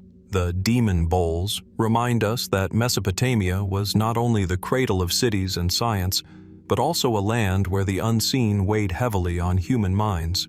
They are a window into fears that are at once alien and familiar. We still struggle with misfortune, with forces beyond our control. The people of Mesopotamia sought protection in clay, in spirals of words meant to hold the darkness at bay. And as we study them now, we cannot help but ask, what other mysteries of belief and survival still lie hidden beneath the ruins, waiting to remind us of the fragile boundary between the world we see and the one we do not? From the spiraling inscriptions of the demon bowls, where unseen spirits were trapped in clay, we move now to a different kind of enigma. Images pressed into the soft surface of Mesopotamian cylinder seals. These small carved stones, no larger than a finger, were rolled across clay tablets to leave repeating impressions, intricate scenes of gods, kings, animals, and rituals. But among the familiar motifs, archaeologists have noticed something peculiar. Figures that are neither entirely human nor entirely animal. Beings with human bodies and the heads of birds, fishmen walking upright, hybrid creatures whose meanings remain obscure. What were these strange half-human figures, and what role did they play in Mesopotamian thought? Cylinder seals were more than decorative. They were signatures of authority, personal marks that identified their owners in legal and administrative documents. Yet the designs chosen often went far beyond simple symbols. They depicted cosmic dramas, divine encounters, and images saturated with meaning. In this miniature world, the half-human figures appear frequently, sometimes standing beside gods, other times locked in battle, or serving as attendants in sacred scenes. Their repeated presence suggests they were not random artistic inventions, but part of a deeper tradition. The most famous of these hybrids are the Apkallu, often shown as men with wings or with the heads of birds. According to Mesopotamian texts, the Apkallu were semi-divine sages sent by the gods in ancient times to teach humanity the arts of civilization, writing, law, building, and ritual. They were protectors, intermediaries between gods and men. Some depictions show them carrying buckets of water and pine cones, symbols of purification. Others show them standing watch over sacred trees, guardians of divine knowledge. Were the half-human figures of the seals representations of these Apkallu? Or do they reflect a broader, older mythology that blended humans with the powers of nature? Another recurring figure is the fish-clad man, often interpreted as Oans or Yuana, a mythical sage who emerged from the sea to teach humankind. Draped in the skin of a fish, with the tail hanging behind him, this figure appears both human and aquatic. Was this imagery symbolic, representing wisdom from the depths, or did it reflect ancient encounters with coastal traditions where sea and land intertwined? Could the fishmen of the seals preserve memories of older myths carried inland from distant shores? Mainstream scholarship explains these hybrids as mythological beings, symbolic figures embodying the fusion of human and divine, or the power of nature controlled by ritual.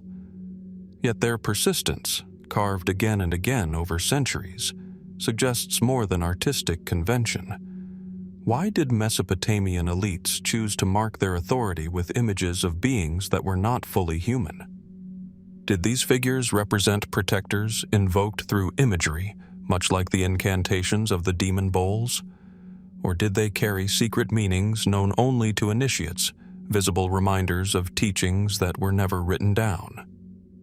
The ambiguity only deepens when we look at the context of the seals. Some show hybrids interacting directly with kings or gods, almost as equals.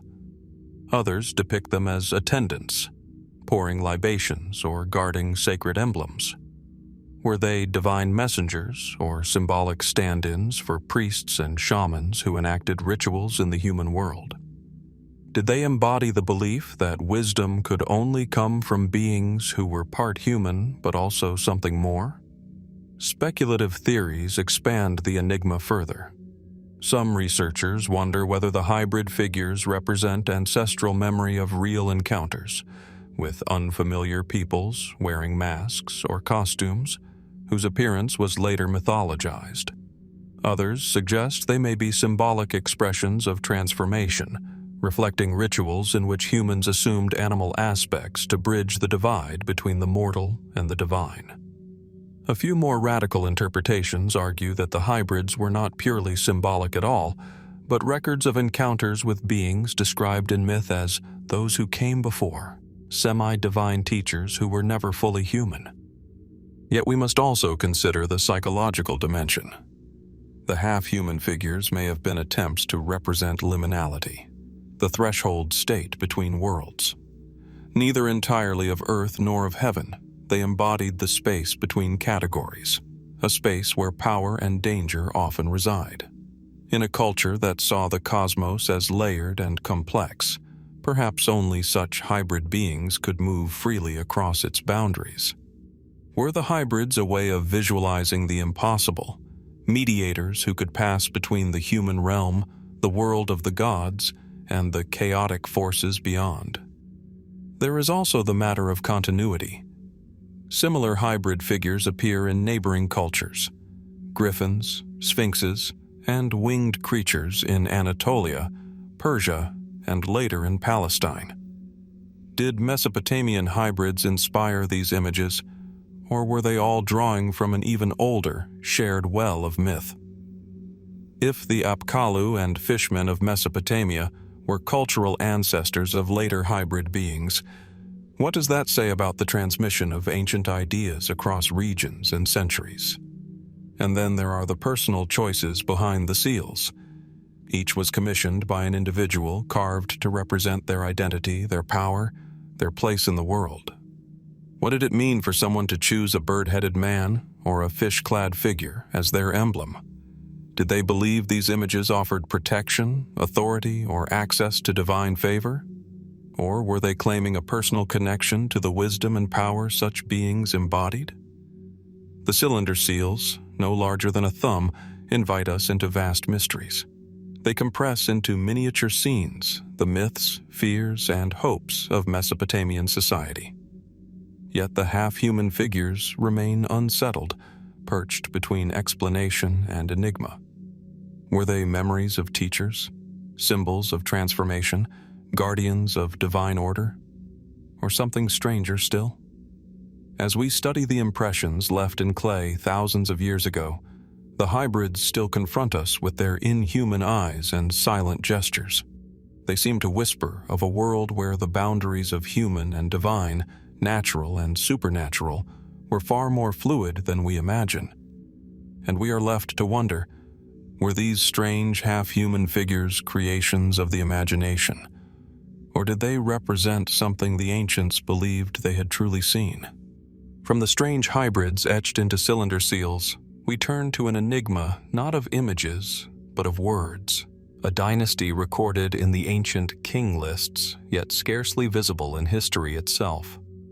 It is known as the Bazi Dynasty, a line of rulers said to have once governed Babylon. Their names are preserved in cuneiform lists copied by scribes, But outside those lists, they vanish almost completely.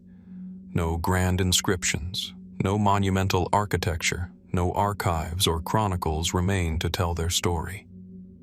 Who were these kings of Bazi, and why does their dynasty exist only as a shadow in the written record? The Sumerian and Babylonian king lists were not simple chronicles of rulers. They were carefully curated documents designed to present history as a divine sequence of kingship passing from city to city, dynasty to dynasty. The Bazi dynasty appears there, tucked between better attested lines of rulers, mentioned with the same formal language as the great dynasties of Akkad and Kassite descent. Their reign is given specific lengths, their kings listed by name, and yet, outside of these lists, their presence is almost entirely absent from the archaeological record. The names of the Bazi kings themselves are puzzling. Some scholars have noted that they do not resemble the familiar Akkadian or Kassite traditions, but seem foreign, belonging perhaps to an outsider group. Were the Bazi kings conquerors from the periphery, who briefly seized control of Babylon and were later absorbed back into obscurity? Or were they remembered precisely because their rule was unusual, a deviation from the norm that scribes sought to preserve even when evidence of their deeds had vanished? The king list mentions that the Bazi dynasty ruled from a city also called Bazi, though no such city has ever been identified with certainty. Was Bazi a real settlement, lost beneath the sands of Mesopotamia, or was it a symbolic name, perhaps even a scribal error preserved across generations of copies? If it was real, where did it stand? Somewhere in the middle Euphrates? In the shadow of the Zagros Mountains? Or does it lie buried beneath ruins we already know, unrecognized because its name has been forgotten? Mainstream historians have suggested that the Bazi dynasty may have been a short-lived regime, perhaps a military faction or tribal coalition that briefly controlled Babylon during a time of instability. The late 2nd millennium BC was a turbulent era, marked by the decline of Kassite power and the rise of Assyria. Could the Bazi kings have stepped into the vacuum, ruling for a generation or two before being replaced? If so, their absence from monumental records may reflect the brevity of their rule, or deliberate erasure by later dynasties eager to suppress memory of rivals. But the enigma runs deeper. Why, if their reign was so fleeting, were they preserved at all? The king list was not a neutral record. It was shaped by ideology, designed to present continuity. That the scribes chose to include the Bazi kings suggests their reign was recognized as legitimate, at least in some tradition. Did they perhaps hold religious authority, controlling Babylon's temples, even if their political power was fragile? Or did they represent a lineage tied to forgotten myths, remembered more for symbolic reasons than for historical deeds? Speculative theories abound. Some propose that the Bazi dynasty reflects a memory of nomadic groups from the fringes of Mesopotamia, perhaps Aramaean tribes, who seized Babylon and ruled long enough to be remembered but not long enough to leave enduring monuments. Others suggest that the dynasty may not have existed at all in the way we imagine, that it could represent a scribal invention, a filler in the king list, designed to smooth gaps in memory or legitimize later transitions of power. If so, the Bazi kings may never have reigned in flesh and blood, existing only as names on clay. Yet a handful of fragments hint at something more. In a small number of administrative and legal tablets, names resembling those in the Bazi list appear, though their identification is uncertain. Could these scattered traces be the fingerprints of a dynasty otherwise erased? Or are they coincidences, echoes of names carried by unrelated individuals? The evidence remains inconclusive, tantalizing, but incomplete. What makes the Bazi mystery particularly haunting is its contrast with other dynasties. Even the Gutians, described by their enemies as chaotic barbarians, left some trace of their presence in inscriptions and artifacts. The Bazi, by contrast, seemed to dissolve entirely into silence. Were they deliberately erased, their monuments destroyed, their archives broken? Or were they never monumental builders to begin with, ruling perhaps from tents or modest halls, leaving little behind to endure? The absence of a known city of Bazi only sharpens the riddle. Every Mesopotamian dynasty is tied to a place: Ur, Akkad, Babylon, Assur. But Bazi has no ruins, no ziggurat, no temples uncovered by spade or survey. Is Bazi still buried, forgotten beneath an unidentified tell? Or was it never a city at all, but a symbolic name, a relic of a story whose meaning we no longer grasp? The king list, copied across centuries, is both a gift and a puzzle. It preserves names we might otherwise never know, but offers little else. Were the Bazi kings real rulers of Babylon, fleeting yet legitimate, or were they literary inventions, inserted to maintain a sense of continuity in troubled times? And if they were real, what became of their city, their monuments, their archives? Did their dynasty vanish in conquest, their memory reduced to whispers in clay? As we look at the surviving fragments of the king list, pressed into tablets more than 2,000 years ago, the names of the Bazi kings confront us like shadows at the edge of history. They remind us how much of Mesopotamia remains buried, how many dynasties rose and fell without leaving more than a trace. Somewhere in the soil of Iraq or Syria, perhaps, lie the remains of Bazi, its rulers, its archives, its story waiting to be told. Until they are uncovered, the Bazi dynasty will remain what it has always been, a mystery written in clay, preserved by scribes, but lost to the silence of time.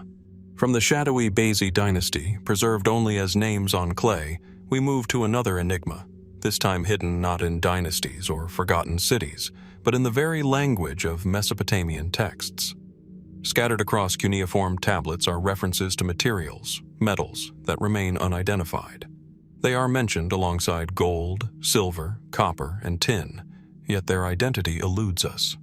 To modern eyes, they are unknown metals, names preserved but not explained, leaving scholars to wonder what substances the ancients were describing.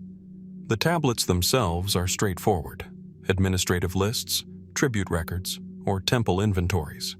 One might expect simple accounting, yet in between familiar terms appear words that resist translation. Metals called anaku, zabar, or kubabbar are noted in quantities, weighed and stored, sometimes fashioned into tools or ritual objects. Were these merely different grades of known metals, variations of purity or color that no longer correspond to our categories? Or do they point to materials we cannot readily identify, substances traded, valued, and perhaps lost to history? Mainstream scholarship approaches these terms cautiously. Some likely refer to alloys, combinations of copper with tin, lead, or arsenic, materials well within the technological capacity of the Bronze Age. Mesopotamian smiths were highly skilled, experimenting with mixtures that changed color, hardness, and utility. Perhaps the unknown metals were simply designations for alloys whose recipes varied regionally or whose names shifted across centuries. In this view, the mystery lies not in the metals themselves, but in the loss of linguistic context. And yet, some descriptions invite curiosity. Certain texts describe metals of unusual luster or of exceptional rarity, presented as gifts to temples or royal courts. Were these exotic imports, brought from distant lands such as Anatolia, Iran, or even beyond? Mesopotamia itself was poor in natural metal resources. Much had to be imported through long-distance trade. Could some of these unknown metals represent substances that no longer survive in the archaeological record because the trade networks that carried them eventually collapsed? One particularly intriguing reference is to a metal described as shining like the sun. Was this simply poetic language for gold, or could it refer to a different, perhaps golden-colored alloy. Some scholars have suggested that electrum, a natural mixture of gold and silver, might fit such descriptions. Others argue that the ancients may have had access to rare minerals or even meteoritic iron, prized for its unearthly origin and distinctive sheen. If so, were these mysterious metals fragments of the heavens themselves, valued not only for their rarity but for their symbolic power? Speculative theories extend further. A few researchers have proposed that some unknown metals may represent materials no longer known because their methods of production were lost. Ancient metallurgists often guarded their techniques closely, passing knowledge only to select apprentices. Could there have been experimental alloys, created briefly, perhaps accidentally, that vanished when the tradition was interrupted? If so, the tablets may preserve the only surviving record of technologies otherwise erased by time. There is also the curious possibility of mistranslation. The cuneiform script often compressed meanings, and words could shift depending on context. Were some of the metals perhaps not metals at all, but precious stones, resins, or other rare commodities whose terms blurred across languages?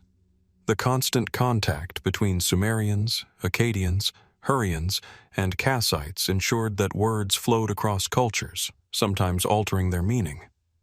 What if what we now call unknown metals were not materials at all, but categories of prestige goods mislabeled by later interpreters? And yet, even if the mystery rests on language, the persistence of these terms across multiple documents suggests they carried real significance. Kings received them as tribute, temples demanded them as offerings, and scribes recorded them as part of the wealth of empires. They were not trivial. Whatever they were, they mattered deeply to the people who inscribed their names. This leads to a deeper question. Did the Mesopotamians themselves fully understand what they were receiving? Or were some of these metals exotic imports, arriving from distant lands, passed from trader to trader until their origin was obscured? A king of Babylon might boast of possessing a rare metal, but did he know what it truly was? Or did its mystery add to its value? Speculative voices outside mainstream scholarship sometimes take these ambiguities in dramatic directions. Could the unknown metals represent substances unfamiliar even today? Materials of unusual composition, perhaps meteoric alloys, or substances gathered from geological sources now exhausted or forgotten? Some even suggest that the reverence shown to certain metals, described in texts with almost supernatural awe, hints at properties we no longer recognize. Were these simply rare alloys shimmering in the desert sun, or something more unusual? Materials whose qualities inspired myths of divine craftsmanship? The truth remains elusive. Archaeology has uncovered furnaces, crucibles, and slag, evidence of Mesopotamian metallurgy in practice. Yet none of these finds fully resolves the linguistic puzzle. Without a surviving artifact clearly labeled with one of the mysterious names, we cannot link word to object with certainty. The unknown metals remain words on clay, mute, tantalizing, resisting final interpretation. Perhaps buried deep in a yet unexcavated archive lies a tablet that explains the terms in detail, a glossary connecting the unknown to the known. Or perhaps a future discovery of metallurgical artifacts, tested with modern science, will reveal alloys that match the descriptions, solving puzzles that scribes recorded thousands of years ago. Until then, we are left with fragments, names of metals valued by kings, offered to gods, traded across deserts and mountains, yet whose identity has dissolved into silence. As we trace these words through ancient texts, the question remains: were these metals lost technologies, exotic imports, or simply alloys known by names we no longer understand? Or do they represent something stranger, substances whose origins and properties are as mysterious to us now as they were sacred to the ancients? The tablets do not answer. They leave us only with the echo of names etched in clay, hinting at materials once prized but now forgotten, waiting perhaps for rediscovery beneath the dust of Mesopotamia. From the cryptic references to metals lost in translation, we turn now to a monument that was once the beating heart of Babylon, a temple so central to its people that it defined their city, their rituals, and even their sense of cosmic order. This was the Temple of Marduk, the great sanctuary of the chief god of Babylon. Known in texts as Esagila, the house whose head is raised high, it was once the crown of Mesopotamian religion.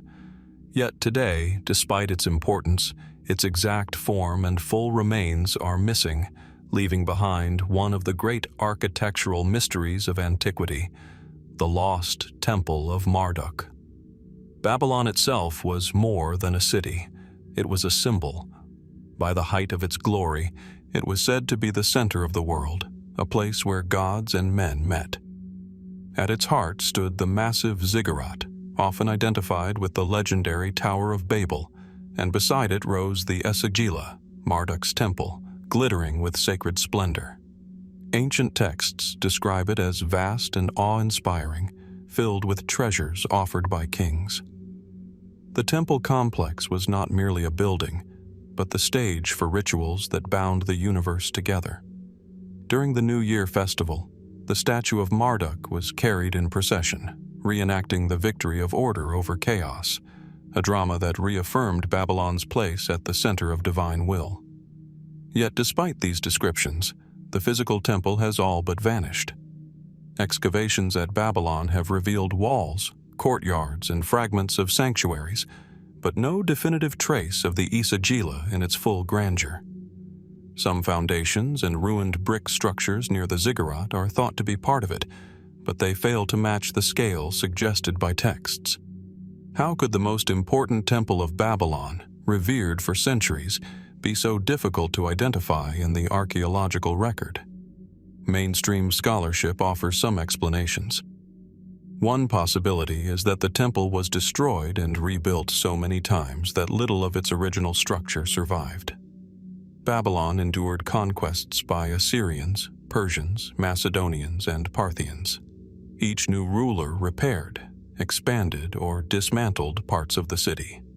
The temple may have been plundered for bricks, its treasures looted, its walls leveled by conquerors eager to erase Babylon's spiritual authority. Over time, the very materials of the Esagila could have been recycled into other structures, its presence erased by the practical needs of later ages. And yet, there are aspects that remain puzzling. Ancient writers like Herodotus and later Greek historians described Babylon in astonishing detail. They spoke of massive walls, towering temples, and great sanctuaries. But some of these accounts, when compared to archaeology, do not align. Did they exaggerate? Or were they describing buildings that have since vanished completely? Could the Esagila have been one of these? Seen by foreign eyes, celebrated in texts, but destroyed so thoroughly that even its foundations are uncertain today? The question of its location also fuels debate. Was the Esagila directly beside the Ziggurat, forming a sacred pair of structures, the earthly dwelling of the god and the cosmic stairway to heaven? Or did it stand elsewhere in the city, its presence symbolically linked to the Ziggurat but not physically adjacent? The surviving ruins leave room for doubt, and the true layout of Babylon's sacred center is still contested. Speculative theories extend further. Some argue that the Esagila may have been deliberately concealed or minimized in later accounts, its exact memory obscured by those who sought to redefine Babylon's legacy. Others wonder if the descriptions of the temple, with their emphasis on divine rituals and cosmic order, reflect less a literal building than a symbolic structure, a vision of sacred space that scribes preserved in words, but that may not correspond to the ruins we search for. Could the Esagila exist both as a physical temple and as a mythic idea, inseparably entwined in the minds of the Babylonians? there are even more fringe suggestions. A few researchers point to the possibility that the grandeur of the Isagila, described in some texts as reaching toward the heavens, may preserve memories of structures that were larger, more complex, and technologically advanced than anything archaeology has yet uncovered. Were the Babylonians capable of building on a scale we do not fully appreciate today? Or do the exaggerated dimensions belong to the realm of myth, the temple's grandeur inflated to mirror the cosmic role it was believed to play? What remains undeniable is that the Esagila was central to Babylonian life. Its rituals reaffirmed kingship, its treasures embodied divine favor, and its presence gave Babylon legitimacy as the seat of empire. Without the temple, Babylon was not Babylon, and yet today, its exact remains are elusive, buried under ruins that offer more questions than answers. As we walk among the crumbling bricks of Babylon's ruins, beneath a sun that has watched millennia of rise and fall, we cannot help but ask, where is the great temple of Marduk? Was it dismantled stone by stone, its memory surviving only in texts? Or does it still lie beneath layers of earth, awaiting discovery? Until its foundations are found, the Isagila remains both present and absent, a lost temple at the heart of the world's most storied city, a reminder of how even the grandest monuments can slip into silence, leaving behind only fragments of memory and unanswered questions. From the lost sanctuary of Marduk, whose temple still eludes the archaeologist's spade, we turn to figures carved not in stone foundations but in myth, art, and ritual.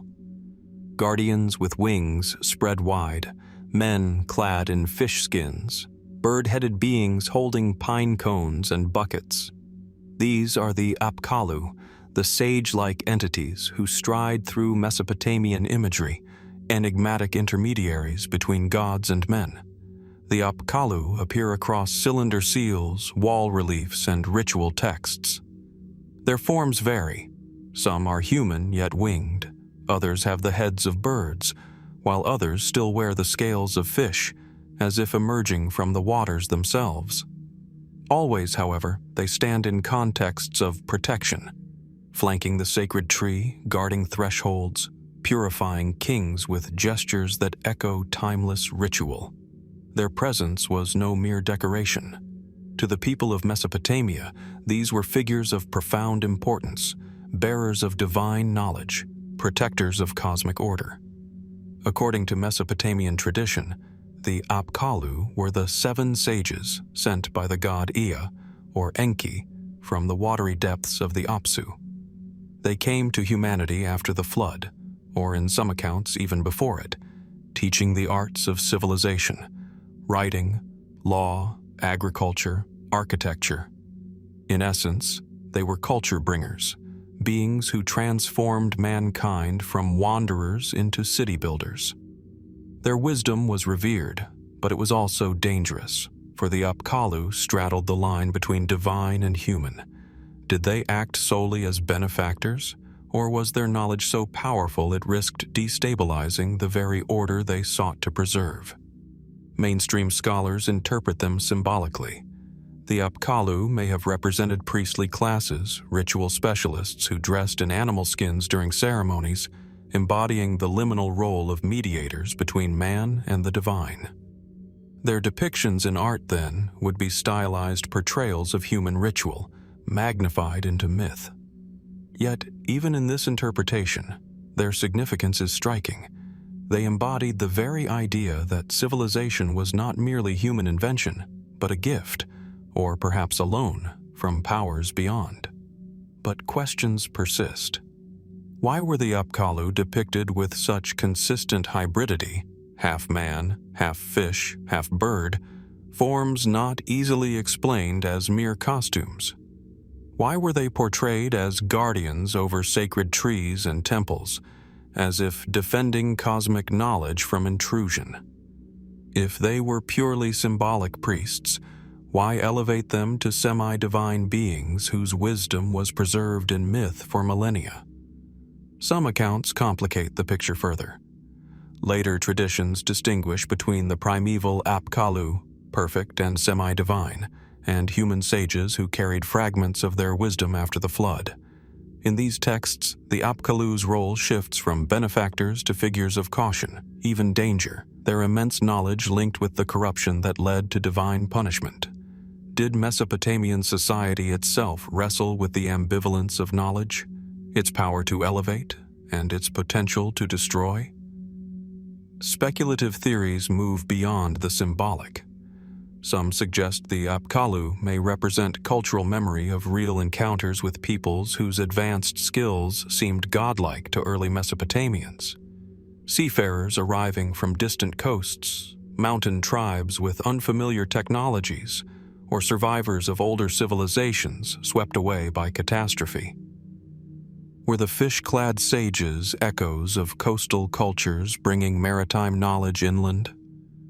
Were the bird-headed figures symbolic of tribes adorned in feathered regalia, remembered through myth as beings half human, half avian? More radical voices even suggest that the Apkallu myth encodes memories of contact with something otherworldly, knowledge-bearers whose wisdom seemed to leap beyond the gradual accumulation of human trial and error. The sudden appearance of writing, monumental architecture, and complex mathematics in Mesopotamia has long invited wonder. Could the Apkallu represent the mythic memory of a leap so profound that it demanded explanation in terms of beings not entirely human? And then there is their connection with the sacred tree, a recurring motif in Mesopotamian art. The Apkallu are often shown flanking it, holding pine cones and buckets in what appears to be a ritual of fertilization or purification. Was this tree a symbol of life, kingship, or cosmic order itself? Did the Apkallu serve as its protectors, ensuring the continuity of balance between heaven and earth? Or does this imagery preserve teachings now lost, encoded in ritual gestures whose meaning has slipped away? What remains clear is that the Apkallu were essential to Mesopotamian cosmology. They embodied the belief that civilization was not solely human achievement, but a gift mediated through beings of liminal power. Their presence reassured, but also unsettled, hinting at knowledge so great it blurred the boundary between blessing and curse. Today, when we gaze at the reliefs of winged Apkallu in the ruins of Assyrian palaces, or roll ancient cylinder seals across clay to reveal their hybrid forms, we are confronted by their silent mystery. Who, or what, did the Mesopotamians believe these beings truly were? Were they priests, ancestors, or symbols of divine wisdom? Were they mythic memories of teachers long forgotten, or guardians of knowledge humanity was never meant to possess? The Apkallu stand frozen in stone and story, their wings outstretched, their eyes unblinking, their gestures precise. They guard not only temples and trees, but the boundary of our understanding, daring us to question how much of civilization's earliest light was born from human effort alone, and how much may have been carried to us by hands we no longer recognize.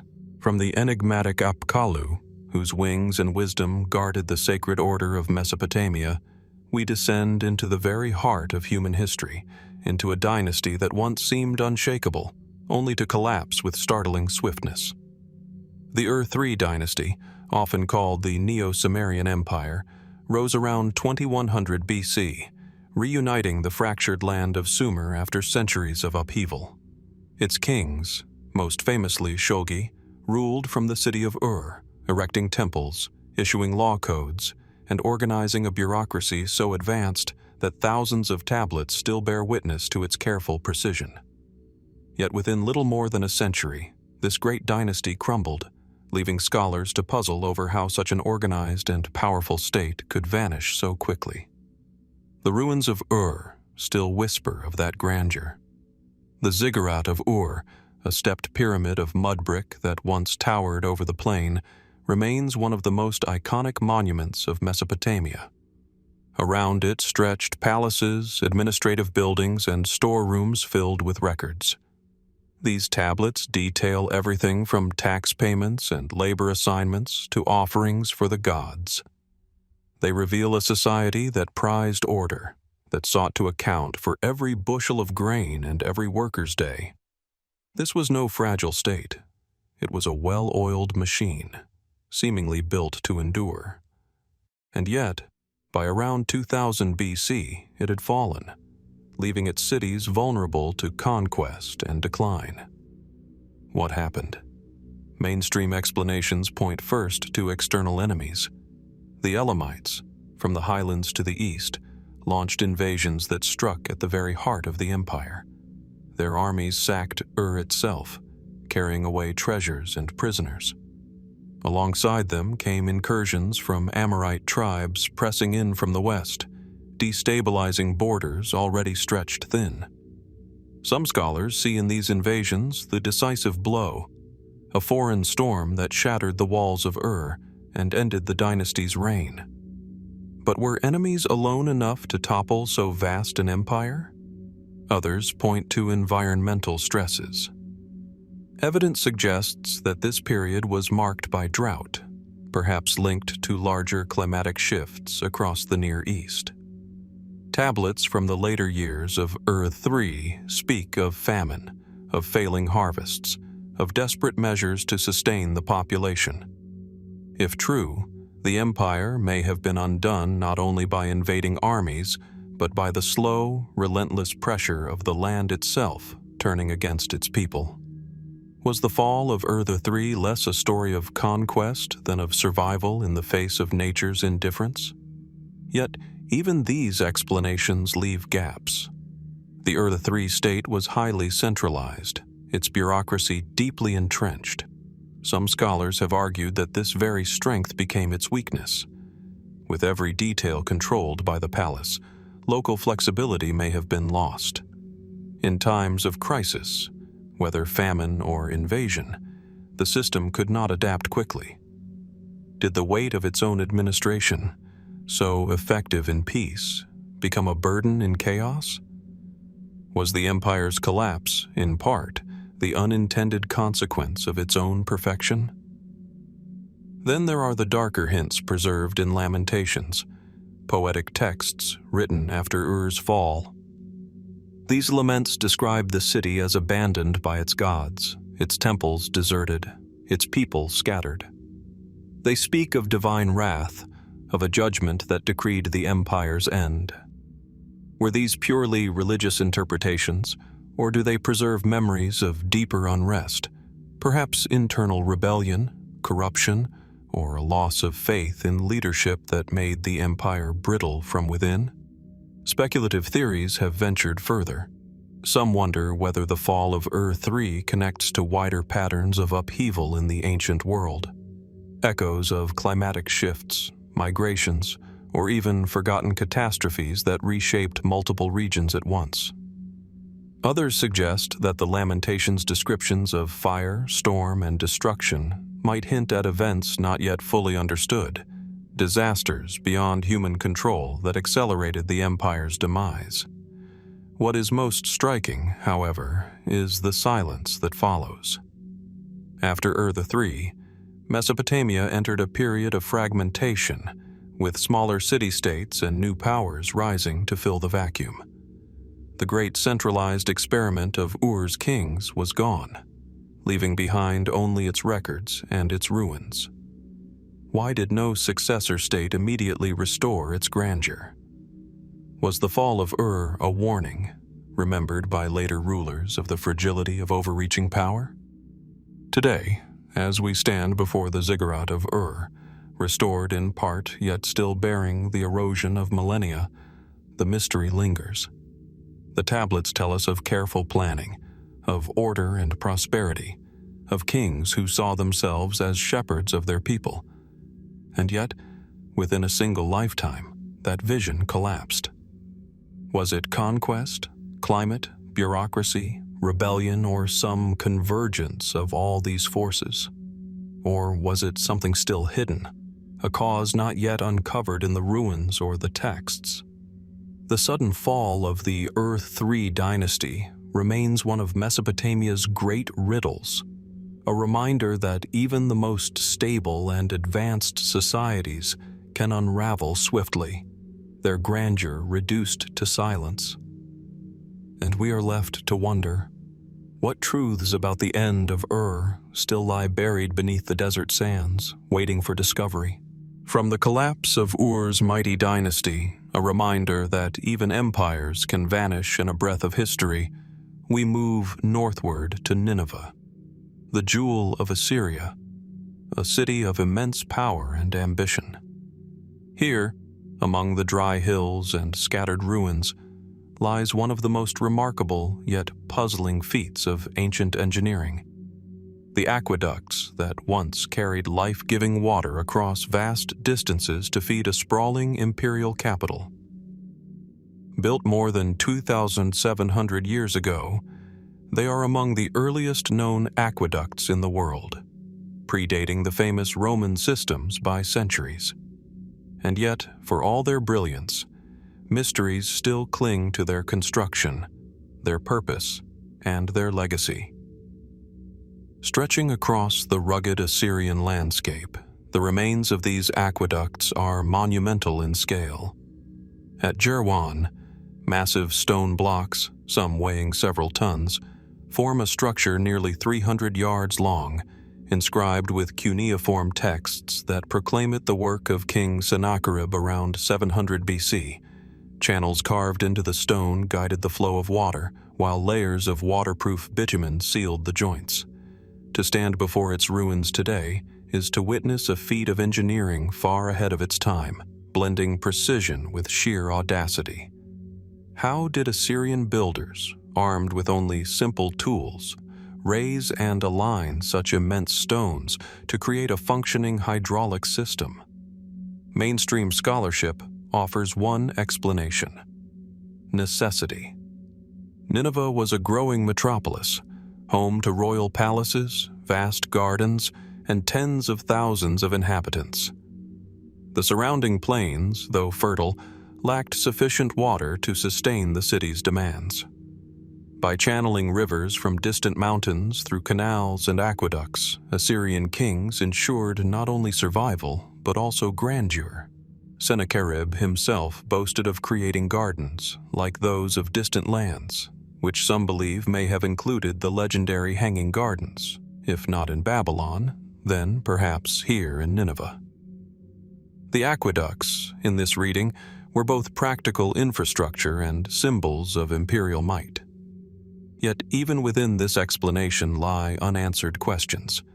The sheer complexity of the system, canals stretching for miles, aqueducts spanning valleys, sluices and gates regulating flow, suggests knowledge of hydraulics well in advance of its era. How did Assyrian engineers acquire such mastery?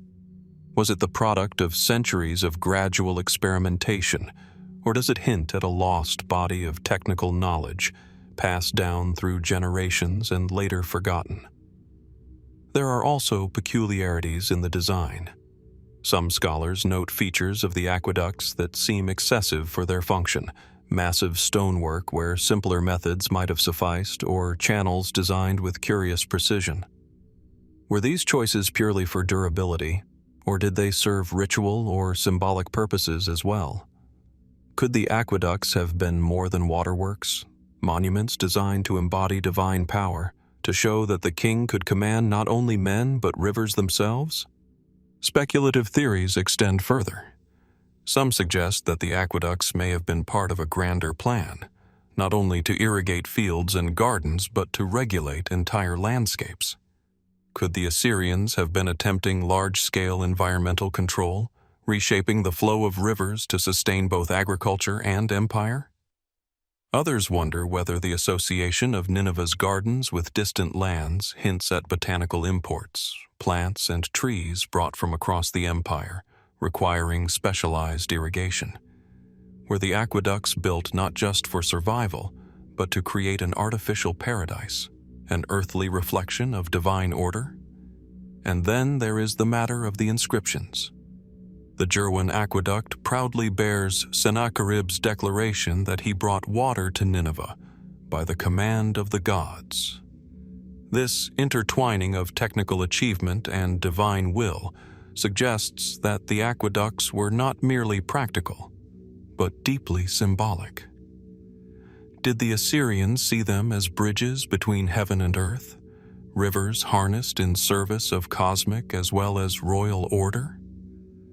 Or does the invocation of the gods conceal the human ingenuity that achieved what must have seemed impossible? Even today, some aspects defy easy explanation. How exactly did Assyrian builders transport and position such enormous stone blocks with the tools at their disposal? Did they use ramps, rollers, or techniques now lost to us? The precision of their alignment, ensuring a steady flow of water across uneven terrain, suggests surveying methods that rival those of much later civilizations. Could the Assyrians have possessed instruments or mathematical knowledge beyond what is currently credited to them? What lingers most, however, is the question of legacy. After the fall of Assyria, the aqueducts fell into ruin. Later empires, including the Babylonians and Persians, did not maintain them in the same way, and their memory faded until rediscovery by archaeologists in the modern era. Why was such an advanced system not preserved or replicated more widely? Was its construction tied so closely to Assyrian kingship that its collapse was inevitable once the empire itself dissolved? The aqueducts of Nineveh stand as paradoxes, both practical and monumental, rooted in necessity yet saturated with mystery. They remind us of the ingenuity of ancient Mesopotamian engineers, but also of the limits of our understanding. Were they simply waterworks scaled up to meet an empire's needs? Or do they hint at ambitions and knowledge still hidden in the ruins? As we trace the broken stones of Jerwan, imagining water once coursing across the Assyrian plains, we are left to wonder, how much did the builders truly know, and how much of that knowledge has been lost? The aqueducts endure as silent witnesses, carrying not water now, but unanswered questions, reminders that even in the most practical works of stone and channel, mystery can flow as endlessly as the rivers they once controlled. From the aqueducts of Nineveh, where stone and water flowed together in feats of engineering brilliance, we turn now to a mystery that lies not in monuments, but in names scattered across Mesopotamian records, references to a people called the Sabæans. Their presence is tantalizing, fleeting, and ambiguous. Were they merchants, migrants, or something more? Their identity has puzzled historians for generations, and their origins remain one of the lesser-known riddles of the ancient world. The first traces appear in inscriptions and trade documents, where the Sabæans are noted as participants in the exchange of goods. Spices, incense, precious stones, and exotic commodities seem to travel with them. They are associated in later traditions with wealth, caravans, and the fragrance of frankincense, goods that would have journeyed from the southern Arabian Peninsula to the bustling markets of Mesopotamia. Yet the earliest references do not place them firmly in Arabia. Instead, they appear as shadowy figures in Mesopotamian texts, as though their homeland was known only in rumor, a distant land at the edge of memory. This raises an enduring question. Were the Sabæans originally a Mesopotamian people, later remembered as Arabs, or were they outsiders who made their way into Mesopotamian records through trade and contact? The lack of clarity fuels debate. Mainstream explanations often view the Sabæans as South Arabian, their great kingdom later flourishing in Yemen. From there, they would have controlled the incense trade routes, funneling goods northward. In this view, Mesopotamian mentions are simply early glimpses of a people who would later become famous for their wealth and influence. But the evidence does not entirely settle the matter. Some scholars note linguistic oddities, suggesting that the names associated with the Sabæans in Mesopotamian texts do not perfectly align with later South Arabian inscriptions. Were they an entirely separate group, only later confused with the kingdom of Sheba? Or does this hint at multiple stages of migration and blending, with fragments of their identity carried across centuries and lands? The religious connections are equally mysterious. Later sources tie the Sabæans to unique forms of worship, sometimes described as astral or star-based religion. Some ancient writers, including those from Greek and Roman times, spoke of Sabæan rituals that involved reverence for celestial bodies, a practice that seems to echo Mesopotamian traditions of astronomy and divination. Could this suggest that the Sabæans were heirs to Mesopotamian religious knowledge, preserving fragments of Babylonian star lore in their own distinct form? Or were these associations exaggerated by outsiders who linked any mysterious people of the desert with the stars above them? Speculative theories take the enigma further. Some argue that the Sabæans of Mesopotamian texts may not be the same as the Sheba of later fame, but rather an earlier, now vanished people whose memory was absorbed into other traditions. Could the Mesopotamian Sabæans have been a confederation of tribes, loosely connected by trade and ritual, whose identity blurred over time? Others suggest they may have originated not in Arabia, but closer to the Fertile Crescent, perhaps in regions of northern Mesopotamia or along the Euphrates, later pushed southward by waves of migration. And yet, their economic role seems undeniable. The goods linked to the Sabæans, incense, aromatics, luxury items, were among the most coveted commodities of the ancient world. Mesopotamian temples demanded them for rituals. Kings prized them for prestige. If the Sabæans controlled even part of this flow, they would have held enormous influence, far out of proportion to their sparse mentions in texts. Were they the invisible hands behind the incense trade, a people who left little monumental legacy because their wealth was measured not in stone, but in the fleeting fragrance of goods consumed in ritual fire? There are curious silences as well. If the Sabæans were so integral to trade, why do we not find more detailed Mesopotamian accounts of them? Were they deliberately obscured, treated as distant allies or intermediaries, rather than a people to be described in detail? Or does their absence reflect the fragility of records? Whole archives lost to fire, conquest, or the erosion of time. The Sabæans stand at the intersection of history and legend. Later traditions tie them to the biblical Queen of Sheba, to Solomon's court, to journeys across deserts laden with treasures. But the Mesopotamian record, older and more fragmentary, gives us only glimpses, names in lists, references in trade, faint echoes of a people who seemed both near and far. As with so many Mesopotamian mysteries, the Sabæans' origins remain unsettled. Were they early Arabs whose influence stretched farther north than we once believed? Were they a forgotten Mesopotamian tribe whose memory was folded into later identities? Or were they something stranger still, a people who thrived in the liminal spaces between cultures, leaving behind traces that defy easy classification? The tablets leave us with questions more than answers. And as we follow the faint trails of their name through the ancient records, we are left to wonder, who were the Sabæans, really? And what part of their story still lies buried in the sands between Mesopotamia and Arabia? From the elusive Sabæans, whose faint traces ripple through Mesopotamian records, we move eastward to the plains of ancient Elam, where a colossal structure still rises against the horizon, the Ziggurat of Chogha. Unlike the bustling centers of Babylon or Ur, this monument stands in relative isolation, its massive tiers of sun-baked brick partially complete, a project begun with grandeur but never finished. Its weathered form looms like a question mark carved into the desert itself, a reminder of ambitions interrupted, of a vision left incomplete. The Ziggurat of Chogha, built in the 13th century BC by King Undeciphered, was intended to honor Inshushinak, the chief deity of Elam.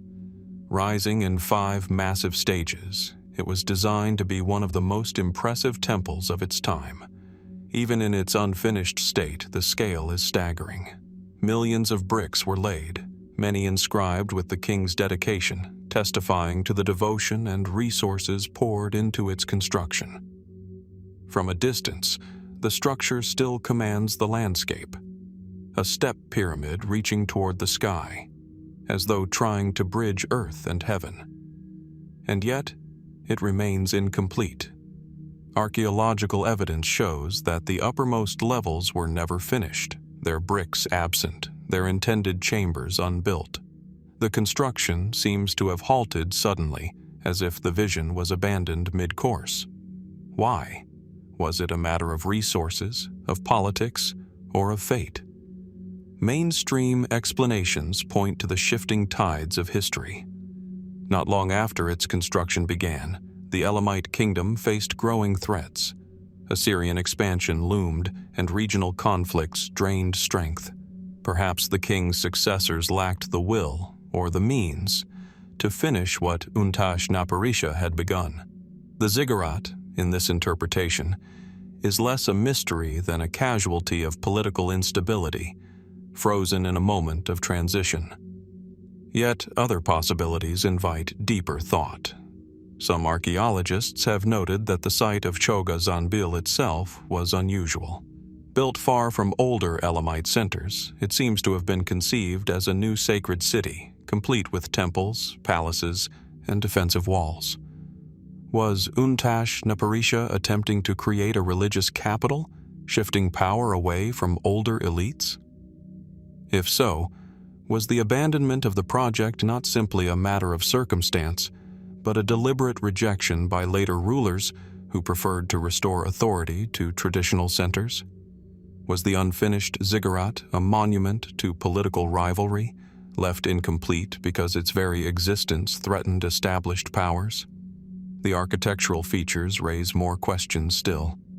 The Ziggurat's design combines Mesopotamian and Elamite traditions, borrowing from the step temples of Babylon and Ur, yet marked with uniquely Elamite elements. It stands at the crossroads of cultures, a hybrid that seems to embody exchange as much as devotion. Was this intentional? A statement that Elam could rival its Mesopotamian neighbors, blending their architectural language with its own? Or was it an experiment, a bold innovation that faltered before completion? Speculative theories push further into the unknown.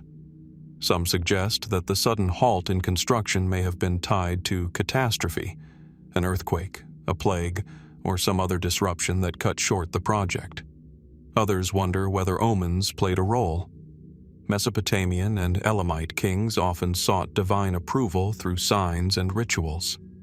Could a troubling omen, a solar eclipse, or an unfavorable reading of the stars have convinced Undeciphered or his successors that the gods no longer favored the work? Even the inscriptions leave gaps. While thousands of bricks bear the king's name, they speak more of dedication than explanation. They tell us what the Ziggurat was for, but not why it was never finished. The silence of the texts mirrors the silence of the upper tiers, planned but never built, left as empty space for us to ponder. Walking among the ruins today, the unfinished nature of the Ziggurat lends it a haunting quality. Stairways rise but lead nowhere, walls ascend but stop short, as if frozen mid-thought. One cannot help but imagine what it would have looked like complete. A towering temple gleaming with glazed brick, its summit crowned with shrines to Elam's gods. Would it have rivaled Babylon's great Ziggurat, Etemenanki, in scale and splendor? And if so, what might it have meant for the balance of power in the ancient Near East? Instead, Chogha Zanbil remains a monument to what might have been.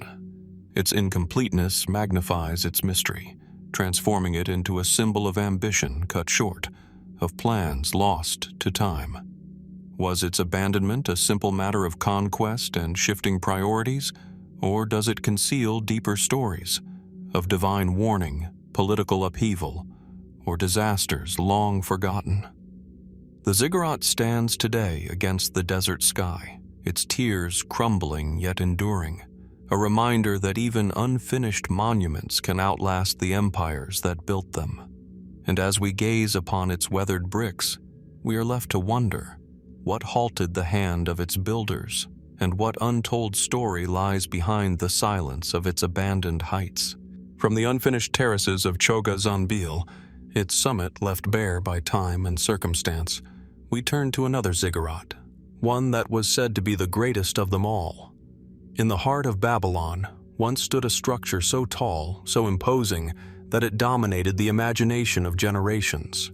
Its name was Etemenanki, the house of the foundation of heaven and earth. To some, it was the crowning monument of Mesopotamian architecture. To others, it was the seed of a legend retold in distant lands as the Tower of Babel. Yet today, little of its grandeur remains, leaving us to reconstruct its story through scattered ruins, inscriptions, and the echoes of myth. Imagine approaching Babylon in its prime, the city's walls towering over the plain, its gates glittering with blue-glazed bricks and roaring lions. Rising above it all was the ziggurat, a massive step tower of sun-dried and baked brick, climbing tier upon tier into the sky. Ancient sources describe it as reaching nearly 300 feet in height, a mountain of human hands built in the flat Mesopotamian plain. At its summit, a shrine was said to house the god Marduk, where heaven and earth met. What would it have been like to stand at its base, gazing upward as the structure seemed to vanish into the clouds? Cuneiform inscriptions confirm its existence. Kings like Nabopolassar and his son Nebuchadnezzar II claimed to have rebuilt and expanded Etemenanki during Babylon's Golden Age in the 7th and 6th centuries BC. Nebuchadnezzar, in particular, boasted of raising the tower to rival the heavens, using millions of bricks stamped with his name. Greek historians who later visited Babylon described the ziggurat in awe, noting its massive size and ritual importance. And yet, for all these testimonies, its ruins are fragmented, eroded, and ambiguous. Archaeological excavations in Babylon revealed a massive square foundation, about 300 feet on each side, widely identified as Etemenanki's base. But the upper levels are gone, stripped by conquest, weather, and time. Why then does this ziggurat occupy such a peculiar place in history, halfway between archaeology and legend? For centuries, scholars have debated whether Etemenanki was the inspiration for the biblical story of the Tower of Babel, where humanity sought to build a tower to heaven only to be scattered by divine intervention. The parallels are striking. A colossal tower in Babylon, built to bridge the gap between gods and men, undone by forces greater than human ambition. But was this connection a direct memory, or a later interpretation imposed upon Babylon's ruins? Mainstream historians often caution against a simple one-to-one link. The story of Babel may have been shaped by exiled communities encountering Babylon and its towering ziggurat firsthand. To them, Etemenanki may have seemed both a marvel of human ambition and a symbol of divine defiance. Yet, the myth itself, of towers reaching heaven and divine disruption, may also draw from older Mesopotamian themes, where human pride and cosmic order often clashed. Could the story of Babel be both? A reflection of Etemenanki's imposing presence, and a retelling of ancient motifs of hubris and divine boundary. But beyond legend lies another mystery.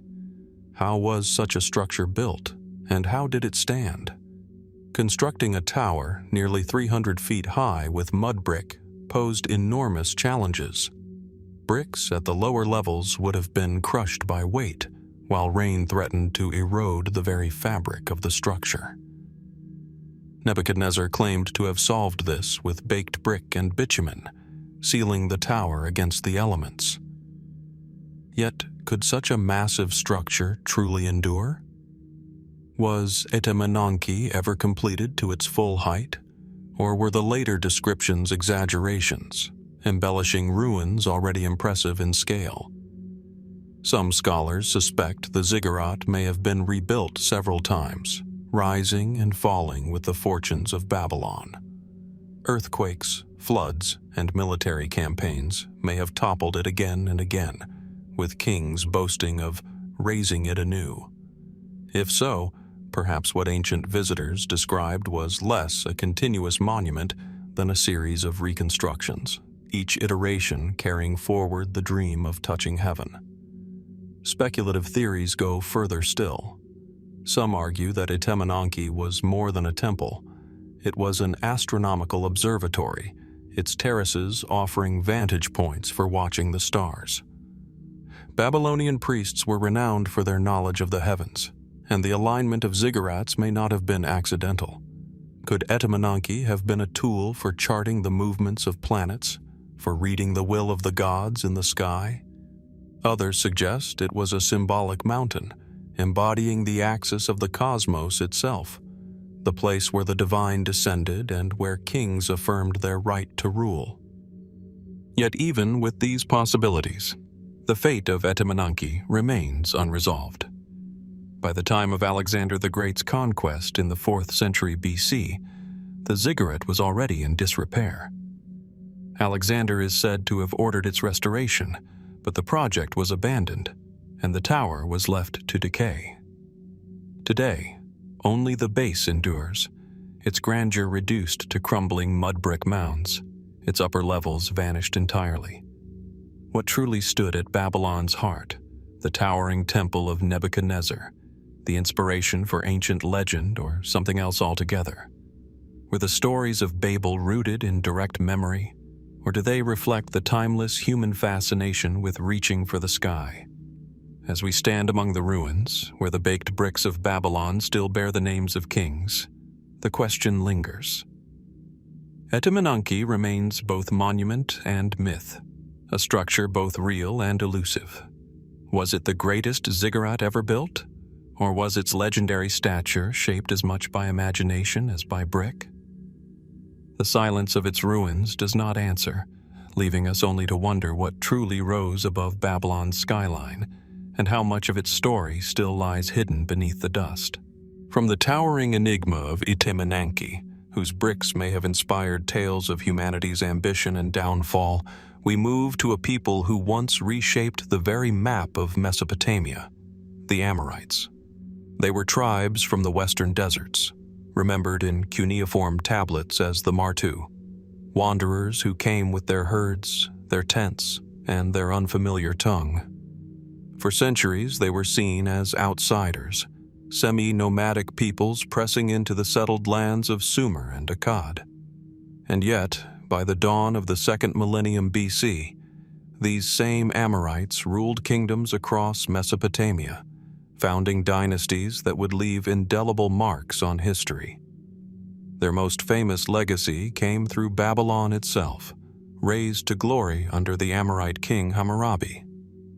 But then, just as swiftly as they had risen, the Amorites vanished from the stage of history. Clay tablets from the cities of Ur, Mari, and Ebla often speak of the Amorites in wary tones. They were described as rugged people of the steppe, resistant to the rigid order of Sumerian cities. To the settled peoples, they were unpredictable, even threatening. Yet their mobility allowed them to thrive in times of upheaval, slipping across frontiers, building alliances, and gradually establishing footholds within Mesopotamian society. By 2000 BC, Amorite leaders ruled in places like Larsa, Isin, and Babylon. What had once been the tribes of the margins now held the centers of power. But the story does not end there. Within just a few centuries, the Amorites seemed to dissolve as a distinct identity. The dynasties they founded fell to new powers, the Hittites from Anatolia, the Kassites from the Zagros, and later Assyria's growing might. The Amorites themselves are no longer named as a people. Unlike the Assyrians, Babylonians, or Elamites, they did not persist in records as a cultural force. They disappear, and with that disappearance comes one of the great puzzles of the ancient Near East. Mainstream explanations suggest assimilation. The Amorites may not have vanished at all, but rather blended into the cultures they once ruled. Their language and customs, never strongly distinct, could have merged seamlessly with the Akkadian and Babylonian worlds. By the time Hammurabi's dynasty fell, perhaps the Amorites were no longer seen as outsiders, but as Babylonians themselves. In this interpretation, their disappearance is less mystery than transformation, a dissolving of identity into the larger fabric of Mesopotamia. And yet, certain aspects remain strange. Why do records shift so abruptly from frequent mentions of Amorite tribes to near silence? Was it simply a matter of scribes ceasing to mark distinctions once Amorites gained legitimacy? Or does the gap hint at something more? Could their decline have been hastened by catastrophe, drought, famine, or conflict that scattered their tribal structures and erased their memory? Speculative theories push further. Some suggest that the Amorites may have migrated once more, leaving Mesopotamia behind. Were they absorbed into the shifting tribal networks of the Levant, perhaps laying cultural foundations for groups that would emerge centuries later? Others wonder whether their disappearance reflects more than migration or assimilation. Was it possible that the Amorites were deliberately erased from memory by later rulers, their contributions minimized as new dynasties sought to craft their own legitimacy? Even their origins remain debated. Some scholars trace the Amorites back to the fringes of the Syrian desert, while others see them as part of a broader westward movement of Semitic-speaking peoples. Their sudden rise in Mesopotamia may reflect not simply invasion, but deep social shifts, urban collapse, weakened states, and open frontiers that allowed tribal leaders to seize power.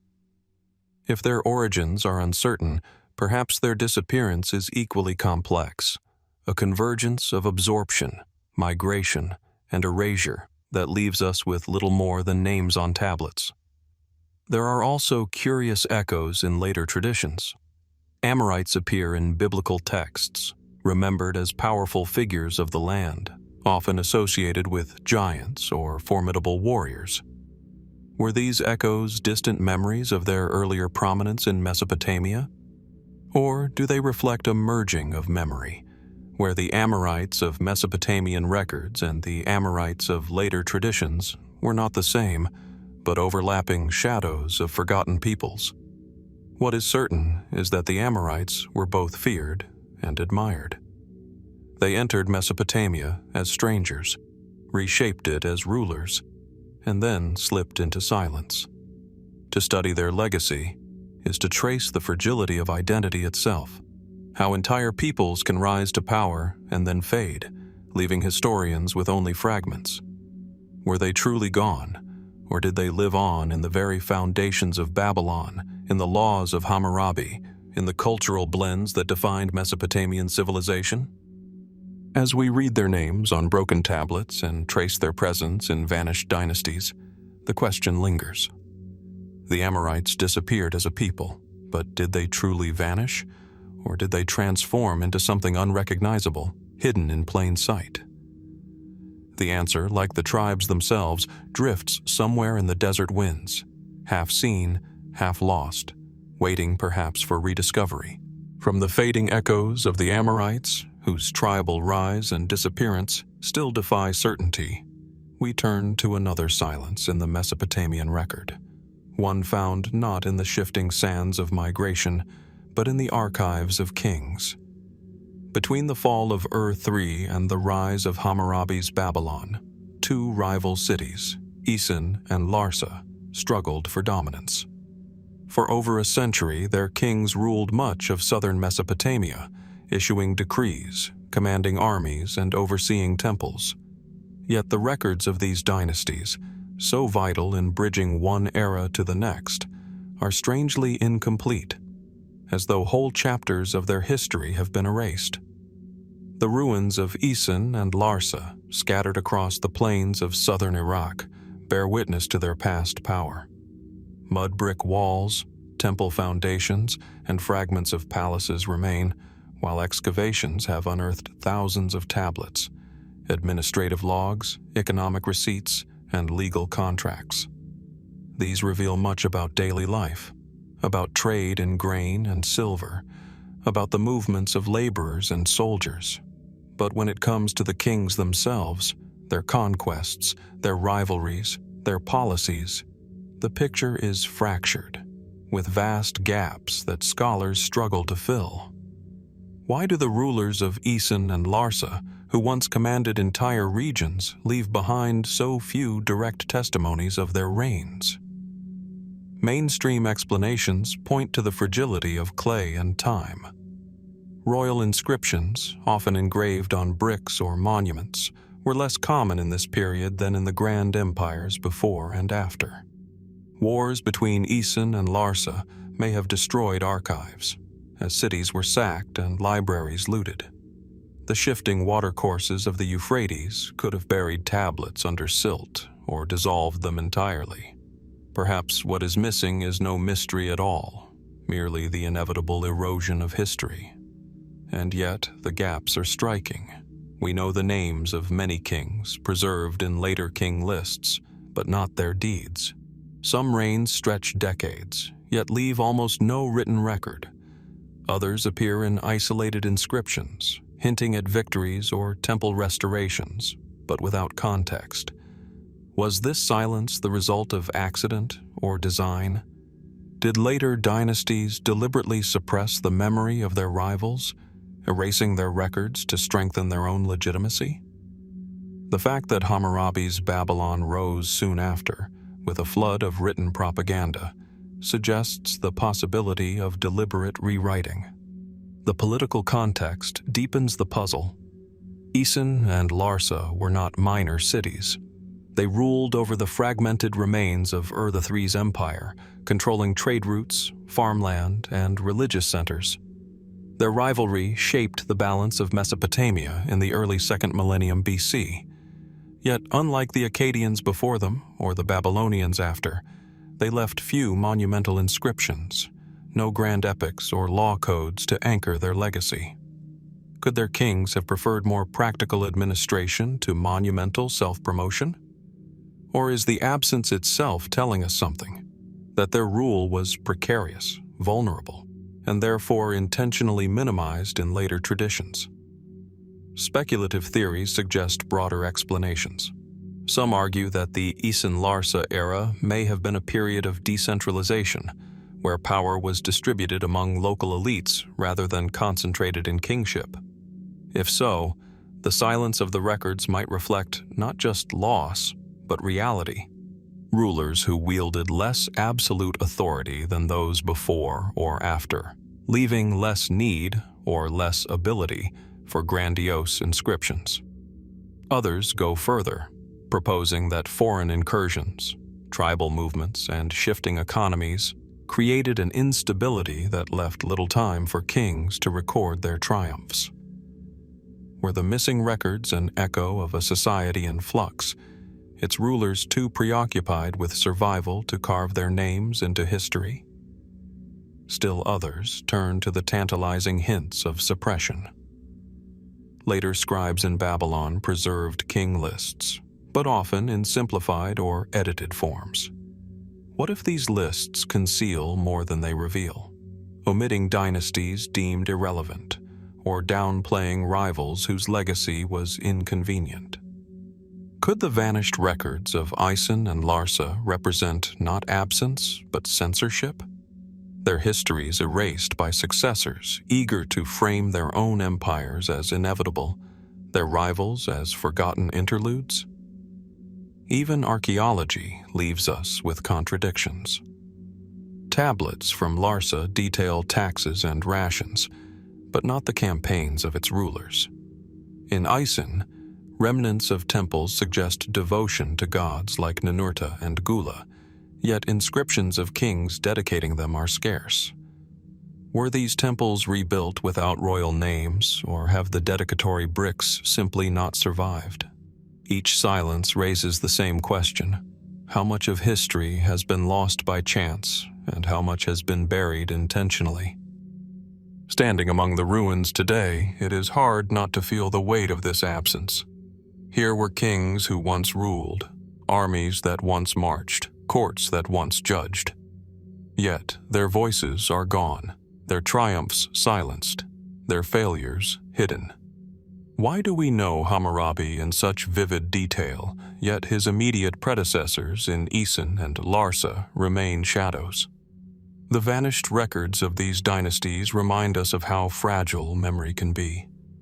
Civilizations that carefully recorded the movements of sheep and jars of beer somehow left us no coherent story of their rulers. Was this neglect, accident, or deliberate erasure? We cannot yet say. But the silence itself speaks, urging us to keep searching, to wonder what tablets may still lie buried beneath the earth, waiting to restore voices long thought lost. From the missing chronicles of Isin and Larsa, where silence in the records raises questions of erasure or loss, we move now to a symbol, one carved into stone, pressed into seals, and carried across Mesopotamian art for centuries. The winged disk. It hovers above kings, flanks temples, and crowns monuments, sometimes radiant with rays, sometimes enclosing a divine figure, sometimes a simple circle borne by sweeping wings. To modern eyes, it is striking and strange, an image both familiar and alien. But to the Mesopotamians, what did it mean? Was it the emblem of Shamash, the sun god and judge of heaven and earth? Or was it something older, deeper, perhaps a symbol whose true significance has yet to be fully understood? On stone reliefs from Assyrian palaces, the winged disk often appears directly above royal figures. The king, bowing or raising his hand, looks upward toward it, acknowledging its power. In some depictions, the disk contains a robed figure, bow in hand, sometimes interpreted as the god Ashur, chief deity of the Assyrian pantheon. In others, the disk radiates without figure, resembling the blazing sun. Elsewhere, in Babylonian seals, it accompanies Shamash, the sun god who emerges each dawn to traverse the sky and bring justice to men. Was the winged disk, then, simply the symbol of the sun, a divine light elevated into an icon? Mainstream interpretations lean in that direction. Many scholars see the winged disk as a solar emblem, embodying Shamash in Babylon or Ashur in Assyria. Its wings may have represented the movement of the sun across the heavens, while the central circle symbolized the solar orb. The figure within it, when present, was likely the god himself, descending to bless or oversee the king. This explanation is grounded, coherent, and widely accepted. Yet it leaves lingering puzzles. For one, the winged disk is not uniform. Its variations across time and region resist easy categorization. Why does it sometimes appear with a human figure and sometimes without? Why does it accompany different gods in different contexts? If it was purely solar, why is its design more complex than the simple sun symbols also found in Mesopotamian art? The symbol also crosses cultures. Versions of the winged disk appear in Egypt, Persia, and even farther afield, where they take on new meanings yet retain the same essential form. In Egypt, the winged sun was linked to Horus and divine kingship. In Persia, under the Achaemenids, it became associated with Ahura Mazda, the supreme god of Zoroastrianism. Did these cultures borrow from Mesopotamia, or were they all drawing from a shared older tradition whose origins are now lost? Speculative theories push the enigma further. Some suggest that the winged disk may not have been only a sun symbol, but a representation of divine presence itself, a portable emblem of power, authority, and cosmic order. In this reading, it functioned less as the depiction of one god and more as a sacred sign, a visual shorthand for divine oversight above the human world. Others propose that it symbolized the chariot of the gods, a heavenly vehicle carrying deities across the skies. If so, was the winged disk an artistic way to depict movement between realms, a bridge between the earthly and the celestial? More imaginative voices have looked at the winged disk and seen echoes of something stranger. To some, its design suggests not only a solar image, but the memory of aerial phenomena, objects in the sky, interpreted through myth. Could Mesopotamians, careful observers of the heavens, have encoded unusual events, comets, halos, or celestial bodies, into a recurring symbol? Or is this to impose modern ideas on an ancient icon, turning what was sacred imagery into speculation about the unknown? What is certain is that the winged disk carried immense authority. To place it above the king was to affirm divine sanction, to declare that the ruler's power was watched, guided, and judged from above. To carve it over temple entrances was to mark thresholds as sacred, protected by forces beyond mortal sight. Even in its ambiguity, the disk projected assurance. Here was order, cosmic and divine, watching over the fragile human world. And yet, the mystery persists. Why this symbol, among countless possible images, endured across cultures and centuries? Why the wings? Why the disk? Why the shifting figures within? Was it an abstraction of the sun, a god's throne, or a more ancient archetype passed along through generations of kings and priests? Today, when we look at the winged disk on the ruins of Mesopotamia, it remains as it always was, suspended between interpretation and enigma. Was it Shamash, Asher, or something older still? Was it a sun blazing across the heavens, or a sign of divine presence that no single god could contain? The answer may lie buried in texts yet unearthed, or it may remain forever beyond us, a reminder that even in their most enduring symbols, the ancients left mysteries we have yet to decipher. From the winged disks that hovered above kings and temples, their meaning half seen and half understood, we move now to a people who, like the symbol itself, seem to emerge from the margins of Mesopotamian history, powerful, influential, and yet mysterious in their beginnings. They are the Hurrians, a people whose language and culture spread across the Near East in the 2nd millennium BC, leaving traces in kingdoms, myths, and politics, but whose true origins remain elusive. In the foothills of the Zagros Mountains and the northern plains that stretch toward Anatolia, Hurrian names begin to appear in cuneiform records around 2300 BC. At first, they are scattered: traders, soldiers, captives, figures moving in the background of Akkadian and Sumerian cities. But over the centuries, their presence grows stronger. By the Middle Bronze Age, entire states are identified as Hurrian, with their most powerful expression in the kingdom of Mitanni, which rose to dominate northern Mesopotamia and Syria. And yet, despite their prominence, the question remains: where did they come from, and what deeper roots did they carry with them? Their language offers the first puzzle. Hurrian does not belong to the Semitic family of Akkadian and Amorite, nor to the Sumerian isolate, nor even to the Indo-European tongues that later swept across Anatolia. Instead, it forms its own branch, distantly linked to Urartian, the language of a kingdom that would emerge much later around Lake Van. Some scholars have suggested that Hurrian may be a remnant of older populations in the highlands, survivors of cultures that predated Mesopotamian city-states. Others see in their language hints of broader connections. Was there once a larger family of mountain tongues, long since lost, to which Hurrian was the last living witness? Archaeology provides fragments but not certainty. Hurrian names appear in the archives of Mari, in letters exchanged between kings, in contracts, and even in mythological texts. They left behind religious traditions that seeped into Mesopotamian and later Hittite beliefs. Deities like Teshub, the storm god, and Shoshka, a goddess of love and war, became central not only to Hurrian religion, but were adopted by neighboring cultures. The spread of their pantheon suggests a people deeply embedded in the religious networks of the Near East.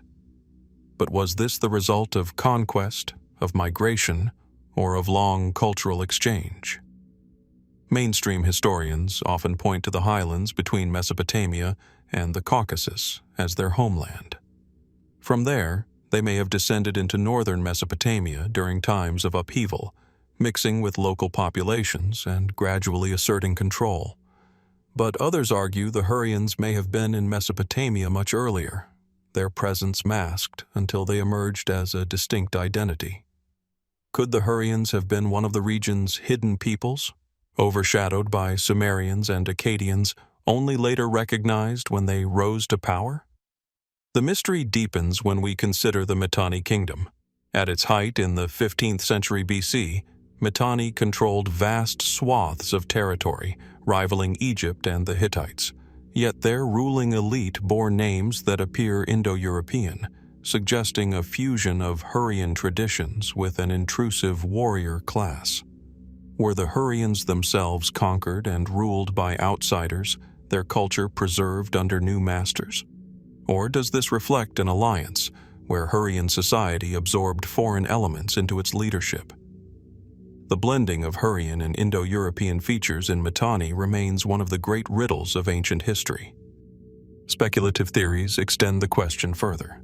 Some scholars have proposed that the Hurrians may have played a hidden role in shaping Mesopotamian civilization itself. Their myths, particularly the tale of the god Kumarbi, bear striking resemblances to later Greek stories of Uranus, Kronos, and Zeus. Could the Hurrians have been a conduit, passing mythic traditions from Mesopotamia to the Aegean, influencing cultures far beyond their borders? Others suggest that their distinctive language and religion hint at deep roots stretching back to prehistoric migrations, threads of human history now barely visible in the archaeological record. But why, if they were so influential, do the Hurrians remain so shadowy? Their own archives are scarce. Unlike Babylonians or Assyrians, the Hurrians did not leave behind vast libraries or monumental inscriptions. Much of what we know comes secondhand, through the writings of their neighbors. Was this a reflection of their social structure, less centralized than other states, or is it simply the result of time erasing their records? Perhaps their archives still lie buried, waiting for discovery in forgotten cities under the soil of Syria, Iraq, or Anatolia. The Hurrians' disappearance is as puzzling as their origins. By the late 2nd millennium BC, they fade from history. Mitanni collapses under pressure from Hittites and Assyrians, and Hurrian identity dissolves into other cultures. Their language survives only in fragments, remembered faintly in the inscriptions of Urartu centuries later. How could a people who once dominated such vast territories vanish so completely? Was it assimilation, conquest, or the slow erosion of distinct identity into the larger currents of history? Today, the Hurrians remain a mystery that resists resolution. Their language stands apart, their myths ripple through neighboring cultures, and their rise and fall leave gaps that no inscription fully explains. Were they mountain tribes who carved a place in the lowlands? Survivors of older civilizations whose roots stretch back into prehistory? Or a people whose story is still hidden, waiting to be uncovered in texts not yet found? As we trace their faint footprints through Mesopotamian history, we are left with more questions than answers. Who were the Hurrians truly, and what role did they play in the great story of the ancient Near East? Until more evidence emerges, their origins remain in the shadows, a reminder that even in the cradle of civilization, entire peoples can rise to prominence, shape the destinies of empires, and then disappear, leaving behind only whispers for us to follow. From the shadowy origins of the Hurrians, whose myths ripple across time yet whose beginnings evade us, we turn now to the southern plains of Mesopotamia, where one ancient city has long been entangled with a story both historical and mythic: Shuruppak. Today, it lies beneath mounds of earth near modern Tel Farah in Iraq, a quiet ruin surrounded by silence. But thousands of years ago, Shuruppak was a thriving Sumerian city, home to temples, scribes, and kings, until disaster struck. Its sudden disappearance has been linked for centuries to tales of a great flood, a cataclysm remembered not only in Mesopotamian epics, but echoed in traditions across the world. The site of Shuruppak reveals the outlines of its ancient life. Excavations have uncovered large houses with multiple rooms, courtyards, and storerooms, evidence of a prosperous community. Clay tablets, inscribed with some of the earliest examples of cuneiform writing, speak of trade, administration, and everyday concerns. Here, in the 3rd millennium BC, people organized their world with remarkable sophistication. Yet layered within its soil is a stark line, a thick deposit of river-borne silt, silent testimony to a flood that once swept across the city. Archaeologists point to this layer, dated around 2900 BC, as evidence of a devastating inundation. It was not unique to Shuruppak. Similar flood deposits appear in other Mesopotamian cities, though not always at the same depth or period. Was this the historical event that inspired the great flood myths of Mesopotamia, later crystallized in the story of Utnapishtim in the Epic of Gilgamesh? In those tales, Shuruppak itself is named as the city of the flood hero, chosen by the gods to survive when the world was drowned. How much of this is myth, and how much is rooted in the memory of an actual disaster? Mainstream explanations suggest that the flood of Shuruppak was real, but localized. The Tigris and Euphrates rivers, prone to violent shifts and overflows, could have inundated entire regions, submerging cities in catastrophic torrents. For those who lived through it, the devastation may well have felt like the end of the world. Over generations, memory transformed catastrophe into legend, until the flood of one city became the flood of all humankind. Yet questions remain. Why does Shuruppak disappear from the record so abruptly afterward? Other Sumerian cities endured cycles of destruction and rebuilding, but Shuruppak seems to fade almost entirely after its flood layer. Was the city permanently crippled, its people dispersed, or did its memory live on in myth rather than brick? Could the disaster have been more than a river flood, perhaps part of a wider climatic event, one that disrupted whole regions of Mesopotamia at once? Speculative theories go further still. Some have suggested that the Shuruppak flood was not merely local but tied to larger geological upheavals, sudden changes in sea levels, seismic events, or torrential rains caused by shifts in climate. Others note the uncanny resonance between the Mesopotamian flood story and traditions from distant cultures. The biblical Noah, the flood of Deucalion in Greece, even flood myths among far-flung peoples. Are these parallels coincidence, or do they suggest that Shurupak's calamity was part of a larger event that left its mark across the ancient world? And then there is the matter of the king lists. The Sumerian king list names Shuruppak as one of the final cities to hold kingship before the flood swept away earlier dynasties. Was this a symbolic placement, a way of marking the flood as the dividing line between mythic prehistory and recorded history? Or was there a collective memory that something truly epical had happened, reshaping society and its order? The blending of archaeology and myth here is especially striking. One city, one disaster, remembered both in clay deposits and in stories of gods and survival. The ruins themselves offer only fragments. Broken walls, scattered tablets, and that silent silt layer stand as mute witnesses. Standing on the mound, one can imagine the waters rising, sweeping through streets and courtyards, drowning temples and scattering survivors. What stories would they have told as they fled? What memories did they pass to their children, which later became the epics we still read today? Shurupak's disappearance is more than a tale of loss. it is also a reminder of how history and myth intertwine.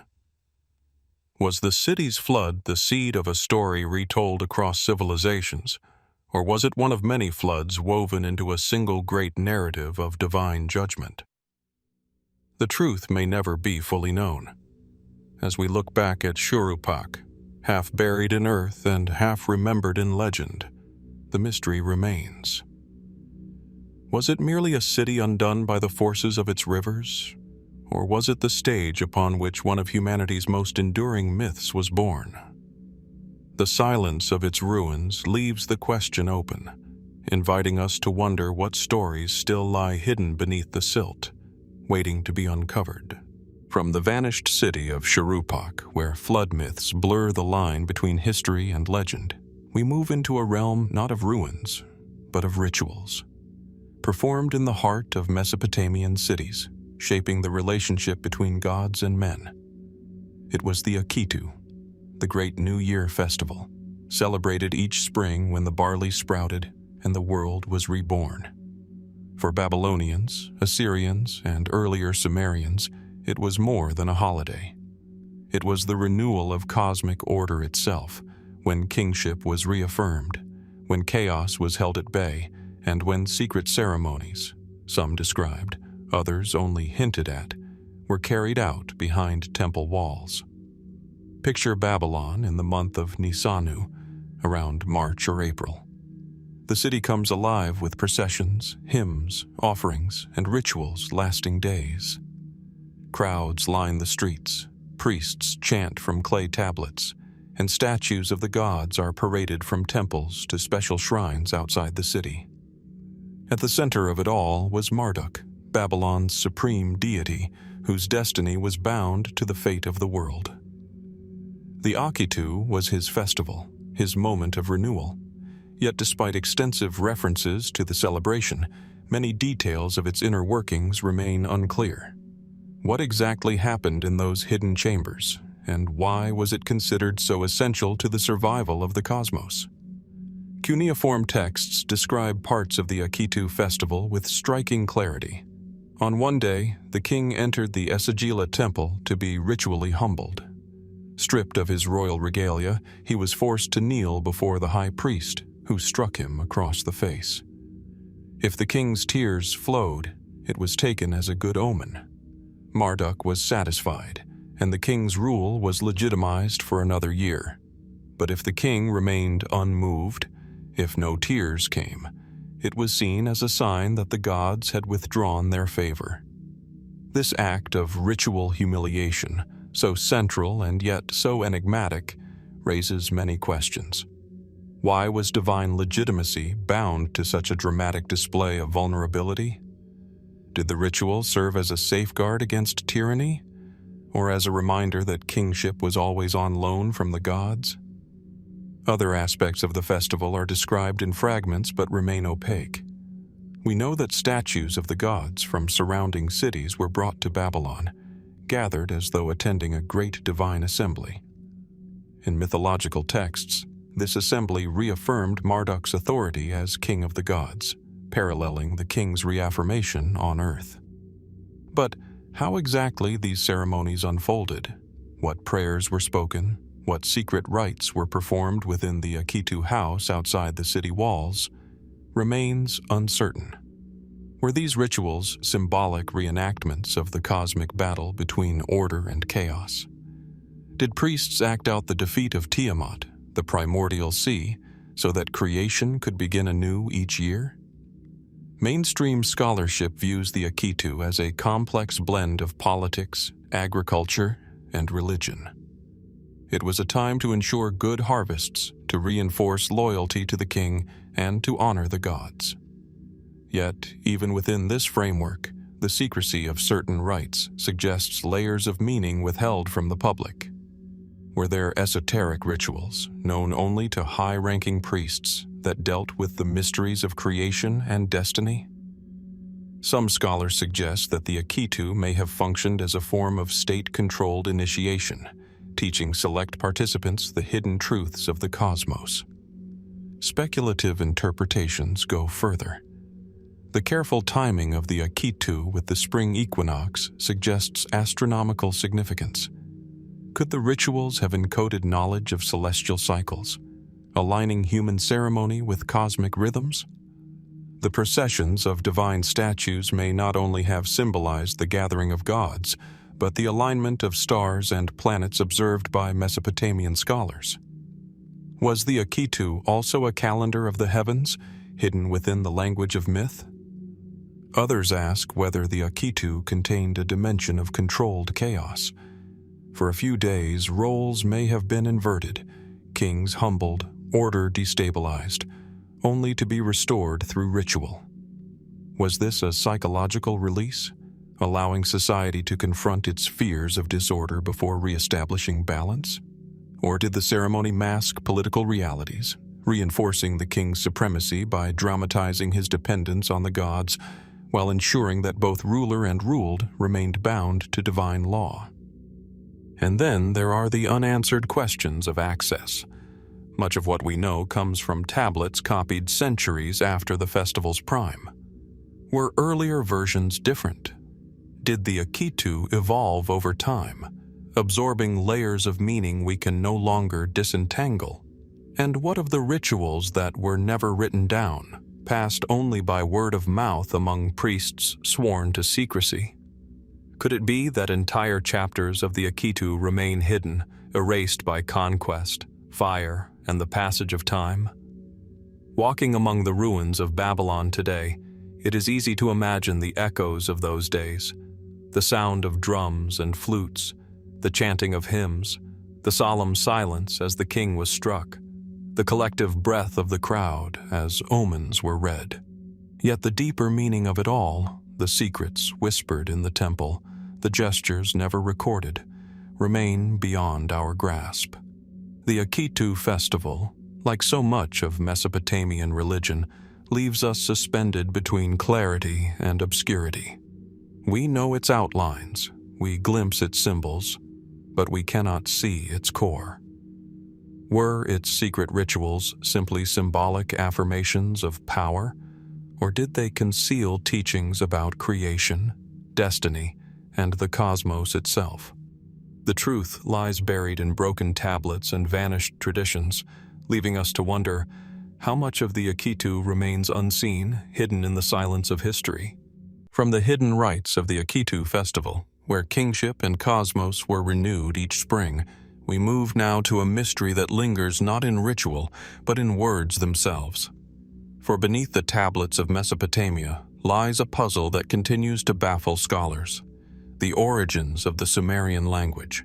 It is the first written language we know, the foundation of all Mesopotamian record-keeping, law, and literature.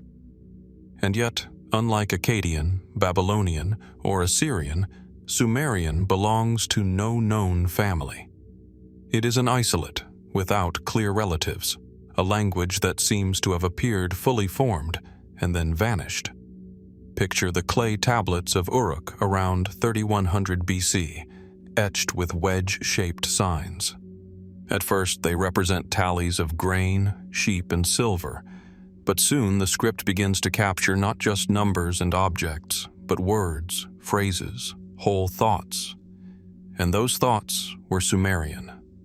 Over centuries, the language developed into a vast literary tradition: hymns, proverbs, myths, and legal codes.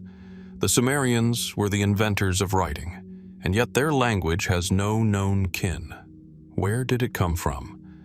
Mainstream linguists note that most languages can be grouped into families: Semitic, Indo-European, Turkic, and so on. Even when extinct, echoes usually survive in later tongues. But Sumerian stands apart. It is not Semitic like Akkadian, nor Indo-European like Hittite, nor even related to Elamite or Hurrian. Its grammar is unique, built on a system of prefixes and suffixes unlike its neighbors.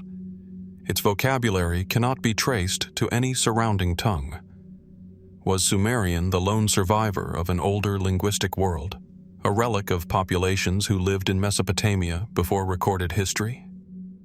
Archaeology hints at this possibility. Long before the rise of the Sumerians, Mesopotamia saw cultures such as Ubaid and Uruk, whose roots stretch back thousands of years. Could the Sumerian language be the last echo of these deep prehistorical traditions? If so, why do we find no surviving relatives, no branches of this linguistic tree elsewhere in the Near East? Was it a truly isolated development, or have its relatives been erased, buried in cultures we have yet to uncover? Speculative theories multiply around these silences. Some suggest that Sumerian may have connections far beyond Mesopotamia, perhaps to the highlands of the Caucasus or to Central Asia, where distant structural similarities have been noted. Others look to the east, proposing links to languages once spoken in Iran, or even to early forms of Dravidian tongues in South Asia. These comparisons, however, remain controversial, often based on tantalizing resemblances that dissolve under closer scrutiny. Could it be that Sumerian belongs to a family of languages now wholly extinct, a lineage that left no survivors? Even more provocative are theories that Sumerian emerged as a constructed elite language, codified by early scribes as a tool of administration. Could it have been a fusion, blending multiple tongues spoken in the fertile cities of southern Mesopotamia, eventually crystallized into a single written system? If so, it would mean that Sumerian was less the inheritance of one people and more the invention of many, a language of cities, not tribes. But this, too, raises questions. Why then do we see such richness in Sumerian literature, poetry, prayers, proverbs, if it were merely an artificial administrative tool? The depth of its cultural expression suggests a spoken tradition that stretched far beyond the tablet and the temple. Its myths of gods like Enki, Inanna, and Enlil, its laments for fallen cities, its proverbs about life and justice. These bear the marks of a living tongue, spoken by generations before it was ever pressed into clay. Some have turned instead to myth itself for answers.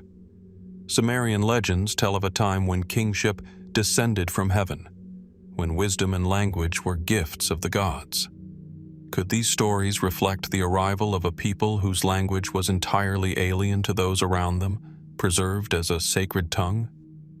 Were the Sumerians migrants into Mesopotamia, bringing with them a language from an unknown homeland, a homeland that has left no trace? What is undeniable is the abruptness of their disappearance. By 2000 BC, Sumerian ceased to be a living spoken language. Akkadian, a Semitic tongue, replaced it in daily life. Yet scribes continued to study and copy Sumerian for centuries, treating it as a scholarly, sacred language, much as Latin would later persist in medieval Europe. To Babylonians and Assyrians, Sumerian was the language of the gods and of antiquity, a tongue already mysterious to those who came after. And so the riddle deepens. A language that appeared first without relatives, that birthed writing, literature, and law, and then faded, preserved only by memory and script. Was it the last survivor of a forgotten family? A migrant tongue carried from a distant homeland? Or a language so deeply rooted in the soil of Mesopotamia that all its kin had vanished long before history began? As we look at the wedge-shaped signs carved into ancient clay, we are left with the echo of voices speaking words no longer heard. The origins of Sumerian remain hidden, a silence at the heart of the world's first civilization. And we are left to wonder, who were the first speakers of this strange, unmatched tongue? And what other languages, now lost forever, once answered them across the ancient plain? From the silence surrounding the origins of the Sumerian tongue, a language without family or known homeland, we step into another shadowed realm of Mesopotamian thought, not one of words, but of unseen forces. For in Akkadian lore, whispered through ritual texts and protective incantations, there are references to beings both feared and enigmatic, the 7 evil spirits. They are described as raging winds, as storm and venom, as forces untethered to God or man. They strike suddenly, without mercy, embodiments of chaos lurking at the edges of order. Yet who, or what, were they? Clay tablets from Babylon and Assyria preserve their chilling descriptions. They are 7. 7 they are. In the depths of the ocean, 7 they are. In the heavens, 7 they are. Repeated like a chant, the lines emphasize not individuality but number, unity in multiplicity. The 7 are depicted as wild, destructive, untamable. They are the gales that uproot trees, the floods that drown crops, the disease that weakens the body. Neither divine nor mortal, they exist outside the carefully ordered pantheon, figures of disruption that priests sought to bind with incantations and amulets. But were these spirits merely poetic symbols of natural disasters, or something more? Mainstream scholarship often interprets them as personifications of destructive natural forces. In a land where the Tigris and Euphrates could flood unpredictably, where desert winds scorched fields, and where disease spread unseen, the 7 may have been a way of naming the uncontrollable. To the Mesopotamians, everything had agency. Gods ruled the stars and cities. Spirits haunted rivers and thresholds. The 7 evil spirits fit into this worldview as the embodiment of calamity itself. But why 7? The number itself carries weight. In Mesopotamian tradition, 7 was sacred, tied to the heavens. 7 planets known to ancient astronomy. 7 gates of the underworld. 7 sages who brought wisdom to mankind. Was the repetition of 7 here meant to emphasize completeness, to suggest that these spirits encompassed all forms of misfortune?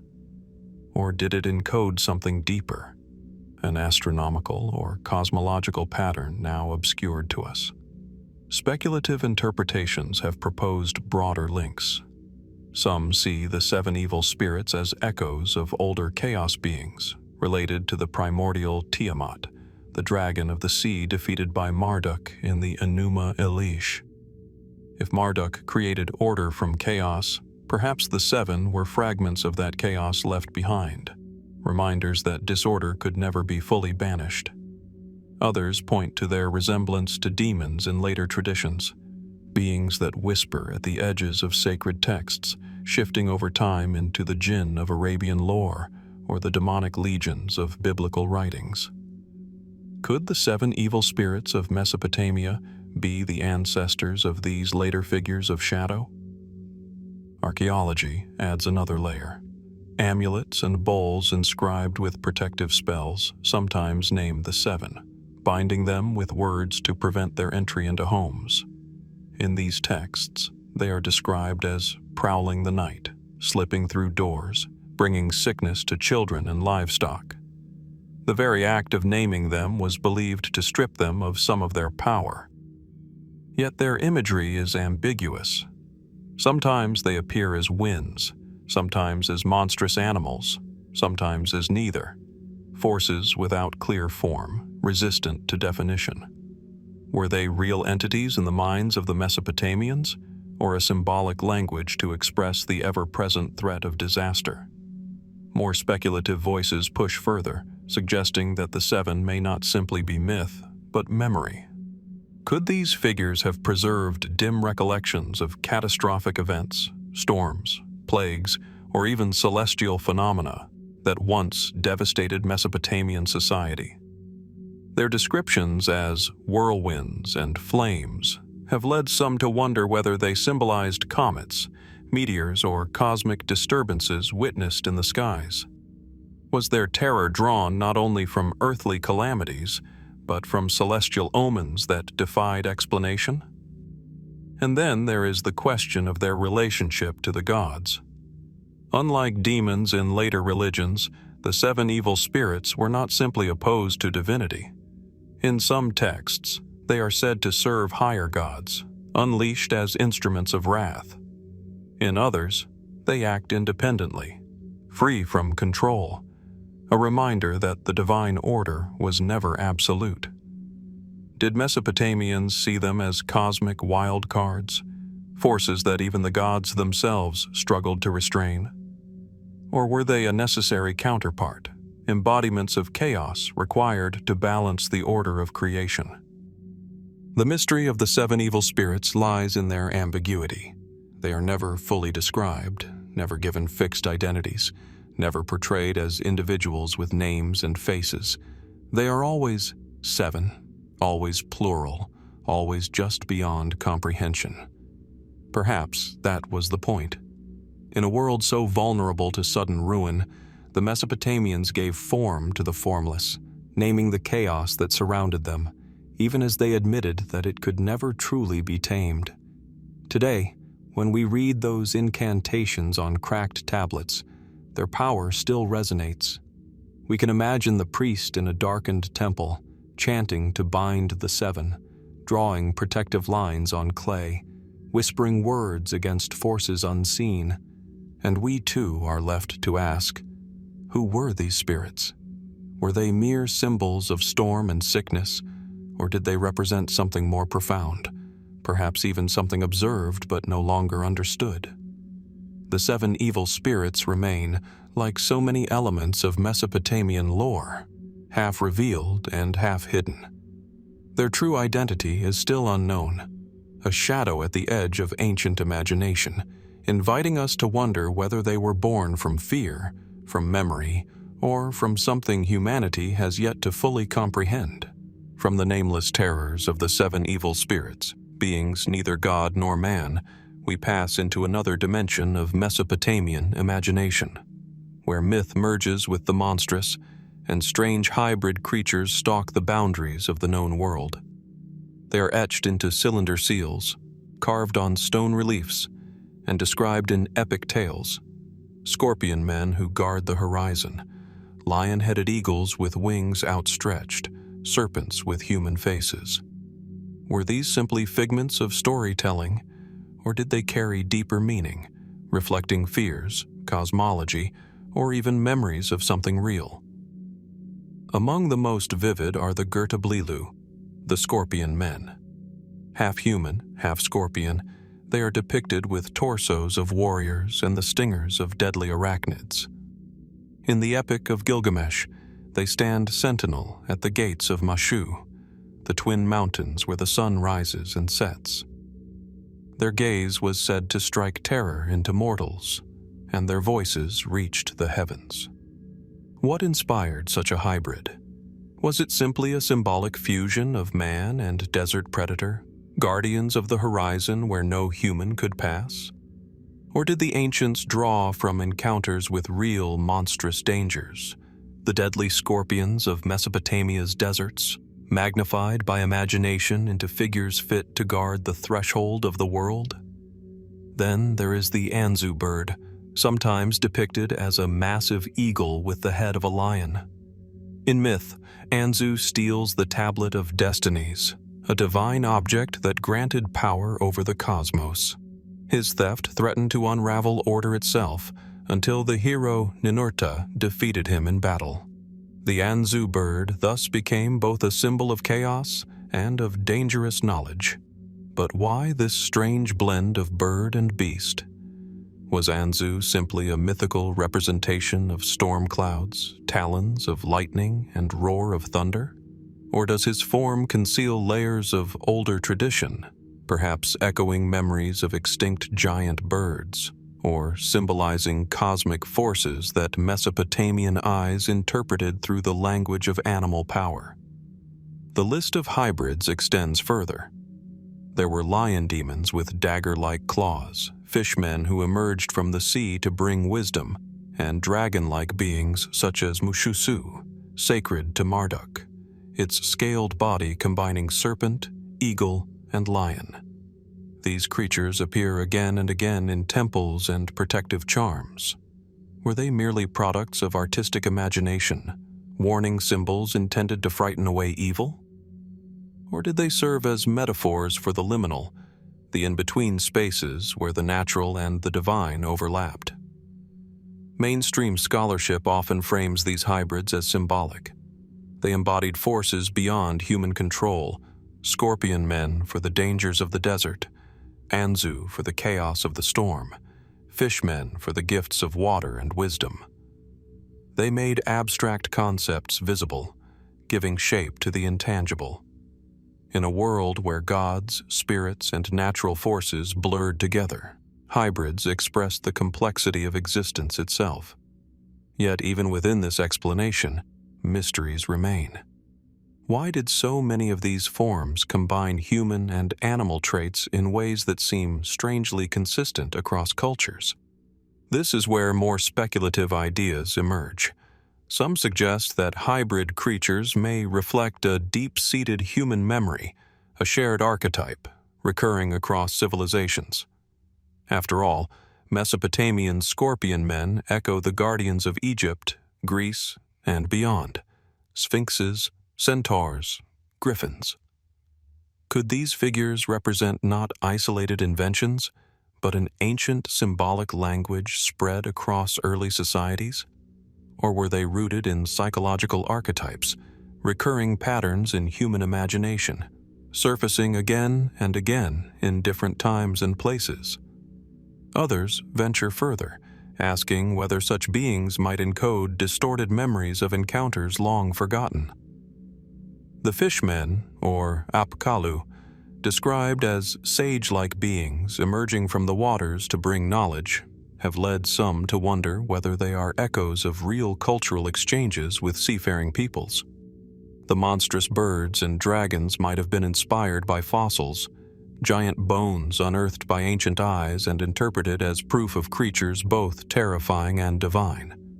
If early Mesopotamians stumbled upon the remains of large animals, might these finds have fueled myths of hybrid beasts, half recognizable, half unimaginable? And there are those who push into the realm of the fringe. Some interpretations propose that the hybrid creatures represent not symbols or memories, but encounters, visions of beings perceived as both human and non-human.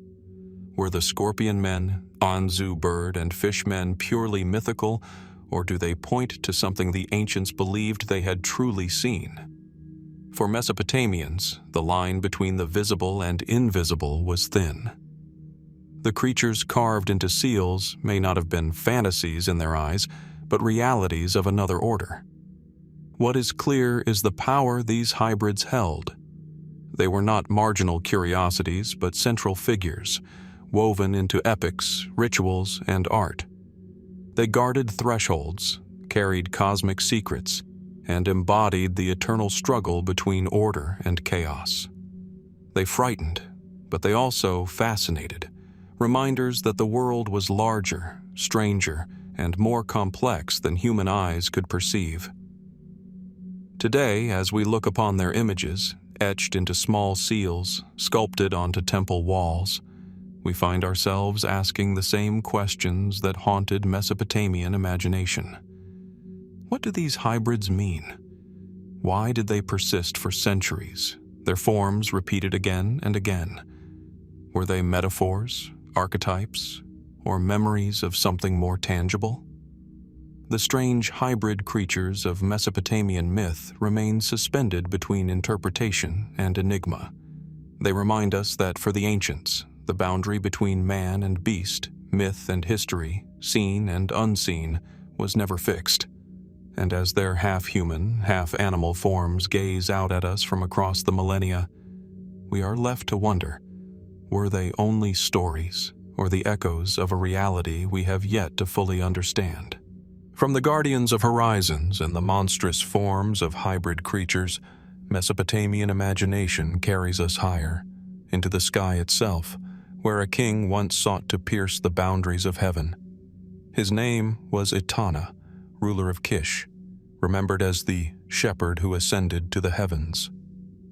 Fragments of his epic survive on broken clay tablets, scattered across libraries of the ancient Near East.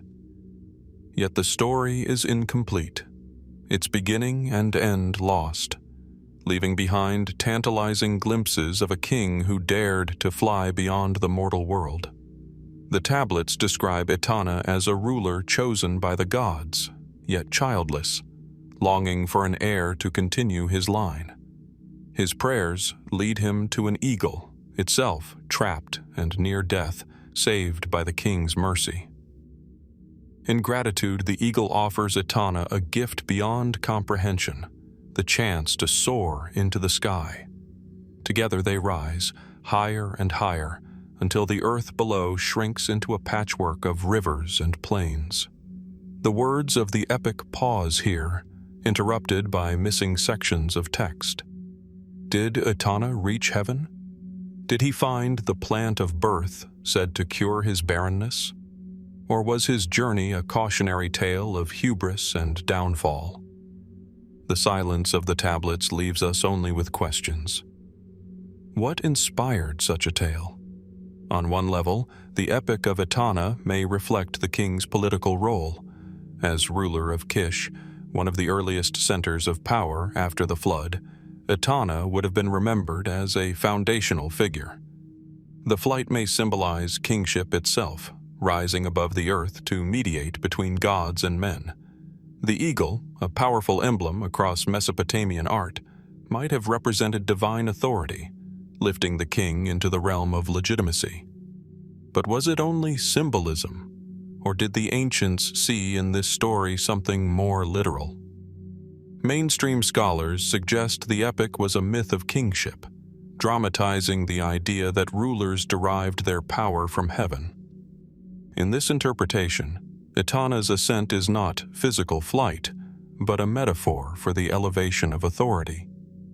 The missing portions of the text may have described a dialogue with the gods, establishing the divine right of Kish's dynasty.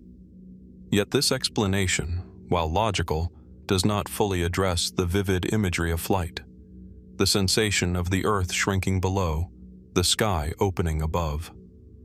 Why such detail, unless it reflected more than metaphor? Speculative theories attempt to fill the void. Some propose that Etana's story could encode ancient astronomical observations.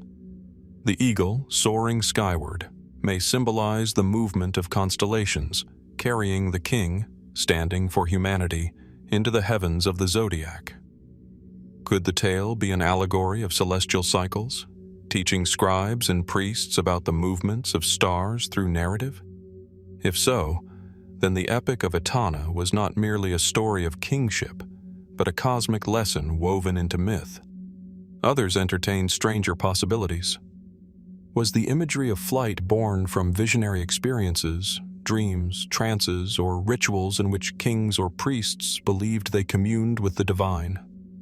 Did Etana's ascent describe an altered state of consciousness, later framed in narrative form? More adventurous interpretations even ask whether the myth recalls something extraordinary, perhaps a memory of encounters or technologies long lost to time. Was Etana's eagle a divine messenger, a symbolic chariot, or something else entirely? Archaeology provides little clarity. The fragments of the Etana epic found in Assyrian and Babylonian archives are incomplete, copied and recopied over centuries. Each breaks off at crucial moments, tantalizingly close to revelation yet forever silent. No complete version has yet been uncovered, leaving the king suspended in mid-air, his fate unresolved. This incompleteness may itself contribute to the aura of mystery. Did later scribes preserve only parts of the story because it held secrets too sacred or too dangerous to fully record? What remains is the image of a man lifted by an eagle, gazing down upon the curve of the world. For the ancients, this vision must have been profound. In a flat, river-bound land where horizons were limited, the idea of looking down from the sky would have carried awe and terror. To imagine the earth receding beneath a mortal's eyes was to imagine stepping into the domain of the gods. What did it mean that a king of Kish once undertook such a journey in their stories? Was it a memory of a real man, transformed by myth, or a metaphor for all rulers who claimed their right from heaven itself? Even now, the mystery of Etana lingers. His name survives in king lists, his story in fragments, his flight in imagination. But the ending, the most important part, remains lost. Did Etana return safely, bearing the gift of an heir? Did he perish in the attempt, punished for daring to ascend? Or did his story, like the eagle that bore him aloft, vanish into the skies, leaving behind only broken words in clay? As we sift through the shards of the past, the Epic of Etana reminds us that some mysteries are not erased, but suspended. The king who flew to heaven still soars in fragments, half seen, half hidden, and we are left to wonder, was his flight a myth, a vision, or a memory of something that humanity has long since forgotten?